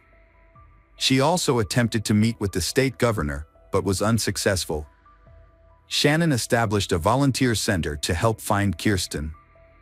The center focused on distributing flyers and engaging with the media. However, Shannon encountered new challenges. Some volunteers stole money, lied about their work, and used the media to gain attention for themselves. Despite these setbacks, Shannon persevered in her search for the truth. After years of effort, Shannon realized that her approach was not yielding results. She enrolled in college, earned a degree in criminology, and became a parole officer. Shannon's goal was not only to find her daughter's kidnapper but also to protect others from potentially dangerous criminals who might be released from prison. Shannon suspected Kirsten's kidnapper had a history of violent crimes. To pursue this lead, she researched people with violent pasts in her area but found no connection to Kirsten's disappearance. Despite her efforts, she eventually had to accept that Kirsten might have passed away and might not return. Still, Shannon continued to search for answers. Periodically, police reopened the case to investigate new leads, working with the FBI to create an updated sketch of Kirsten's possible appearance. In 2014, there was a breakthrough in the Kirsten case. A woman contacted the police and shared a shocking discovery she had made while sorting through her late mother's belongings. Among her mother's possessions was a diary detailing the woman's father's confession, claiming he had killed Kirsten Hatfield. The diary was extremely detailed, and detectives were convinced of its accuracy. According to the diary, the man had kidnapped Kirsten from her bedroom, took her to a house he owned in a nearby town, and murdered her after horribly torturing her. The description of the crime process spanned many pages, leaving even veteran investigators confused. The diary also revealed that the crime had been recorded on a videotape. Investigators immediately questioned the woman's father. However, his reaction was surprising. While he denied any involvement in the Kirsten case, he asserted that he had known who was responsible for Kirsten's death, saying the murder had occurred at his ex-girlfriend's house. The police were confused and asked for the house address. They quickly received a warrant and sent a team to thoroughly search this house. The forensic investigation began with a crucial step: the use of luminol, a substance that glows when exposed to very small amounts of blood. When the forensic team applied luminol to the scene, they were surprised by the results. An expert later described the house as lit up like a Christmas tree due to the numerous bloodstains. The bloodstains matched the details of the murder described in the diary, leading the team to believe they had finally found concrete evidence. To investigate further, police removed the floorboards, cut out sections of wallpaper, and sent these items to a laboratory for analysis. They also organized an excavation team in the hope of finding the victim's body. In addition, the police also discovered a box containing hundreds of videotapes in the house, so they had to review the diary. They suspected that one of the tapes might have contained footage of the victim being abused. Detectives meticulously reviewed each tape, but after hours of analysis, none of the tapes were related to the murder. Excavations also proved fruitless, with no remains or evidence found in the soil. However, just when the investigation seemed to have been gaining momentum, the police encountered an unexpected and shocking episode. Experts who analyzed the bloodstains in the house concluded that the bloodstains had actually belonged to an animal, not a human. This revelation left the police stunned and wondering what had just happened. Had someone deliberately deceived them with a cruel joke? Or was the person writing the diary struggling with mental health issues and convinced by a false narrative that had developed in their mind? The truth was still unknown. Detectives had run out of leads in Kirsten's case, and the case was once again stalled. In an effort to revive the investigation, the case was reassigned to a new detective named Daryl Miller in the summer of 2015. Miller decided to start from scratch and review all existing documents and records. During his scrutiny, Miller discovered something surprising. His predecessors had overlooked some key evidence, including blood found on Kirsten's windowsill and on her underwear. The evidence had been stored in a warehouse, but shockingly had never been sent to a laboratory for analysis. Miller suspected that the reason for this might have been because police initially thought the blood belonged to Kirsten, which would not have yielded any useful results. However, Miller decided to send them to the laboratory for analysis. The results were surprising. The blood sample did not belong to Kirsten, but to an unidentified man. This was a significant breakthrough after many years of investigation. Miller decided to collect DNA samples from all the men who had participated in the investigation since the kidnapping. Police tracked down each person on the list and sent their DNA to a lab for analysis. Everyone was cooperative and provided their DNA samples quickly. Miller patiently waited for the results, and finally he received a call from the lab. Experts had analyzed one of the samples and found a perfect match with bloodstains found on the window and the victim's underwear. The DNA belonged to Anthony Palma, 56. The Hatfield family's neighbor who lived across the street. Anthony had been one of the first people the police spoke to on the day of the abduction. At the time, he claimed to have woken up around 3 a.m. due to his dog barking. Now that his DNA had been linked to the crime scene, detectives decided to bring him in for further questioning. Although the DNA evidence was sufficient for a conviction, the investigators hoped to obtain a confession from Anthony. A confession would expedite the trial and potentially lead them to Kirsten's body, which was still missing. To get Anthony to talk, the detectives invited him for questioning, telling him it was a routine process. They claimed they were re-interviewing everyone, including neighbors, to gather new information. In reality, their goal was to get Anthony to admit whether he had ever been inside the Hatfield family home. Detectives asked Anthony to recall any additional details about the night in question. He retold the same story he had shared 18 years earlier. But this time he added a new detail. He claimed to have seen a white car parked outside Kirsten's house, although he didn't think much of it at the time. The police then asked Anthony about his relationship with Kirsten and her family. He stated that he knew them as neighbors, but he had never interacted with Kirsten personally. He maintained that he got along well with the other neighborhood children, who would often ask him for help fixing their bikes or visit him for candy. This conversation became a critical point in the investigation, as the police had discovered Anthony's blood on the windowsill of Kirsten's bedroom.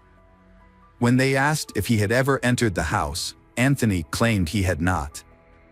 This statement raised suspicions, as the presence of his blood suggested otherwise. The detectives faced a challenge. Anthony's blood was fresh, suggesting it had been left recently, but he had had a visit to the house when it belonged to a friend. The investigators decided to move forward with the interrogation. Informing Anthony that his blood had been found in Kirsten's room and on her underwear. Anthony repeatedly denied ever entering the house, despite the evidence to the contrary. The investigators attempted to extract a confession, but he consistently maintained his innocence. The detectives changed their approach and exited the room, leaving Detective Miller to speak with Anthony privately. Miller entered with a photo of Kirsten, placing it in front of Anthony. However, Anthony promptly pushed the photo away, refusing to look at it for the remainder of the conversation. Miller asked various questions, attempting to prompt Anthony into a confession, but he continued to deny any involvement. Failing to obtain an admission of guilt, the police ended the interrogation and apprehended Anthony. A subsequent search of his residence, made possible by a search warrant, uncovered no evidence of Kirsten's remains or any other relevant evidence. During the trial, Anthony repeatedly denied any involvement in the crime. But DNA evidence told a different story. As the trial progressed, new details emerged that the police had initially overlooked. It was revealed that Anthony had a history of run-ins with the law, including a prior conviction for breaking into a girl's bedroom and assaulting her.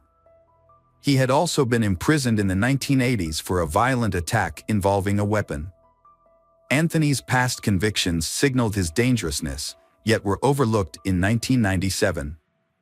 In 2017, a jury returned a guilty verdict for Kirsten's kidnapping and Kirsten's murder, and Anthony was sentenced to life in prison. Despite the guilty verdict, Anthony never disclosed the location of Kirsten's body. Kirsten's mother refused to give up hope, however. She consistently reached out to Anthony, calling and visiting him in prison, in an effort to find out where Kirsten's body was. She spent hours trying to extract the truth from him, but ultimately, she was unsuccessful. Tragically, in 2019, Anthony was killed by his cellmate, who was motivated by a desire for revenge for Anthony's horrific crime against a child. As a result, Kirsten's family's only hope of finding Kirsten's body now depends on hikers or tourists who might stumble upon it in remote national parks, where Anthony may have buried her.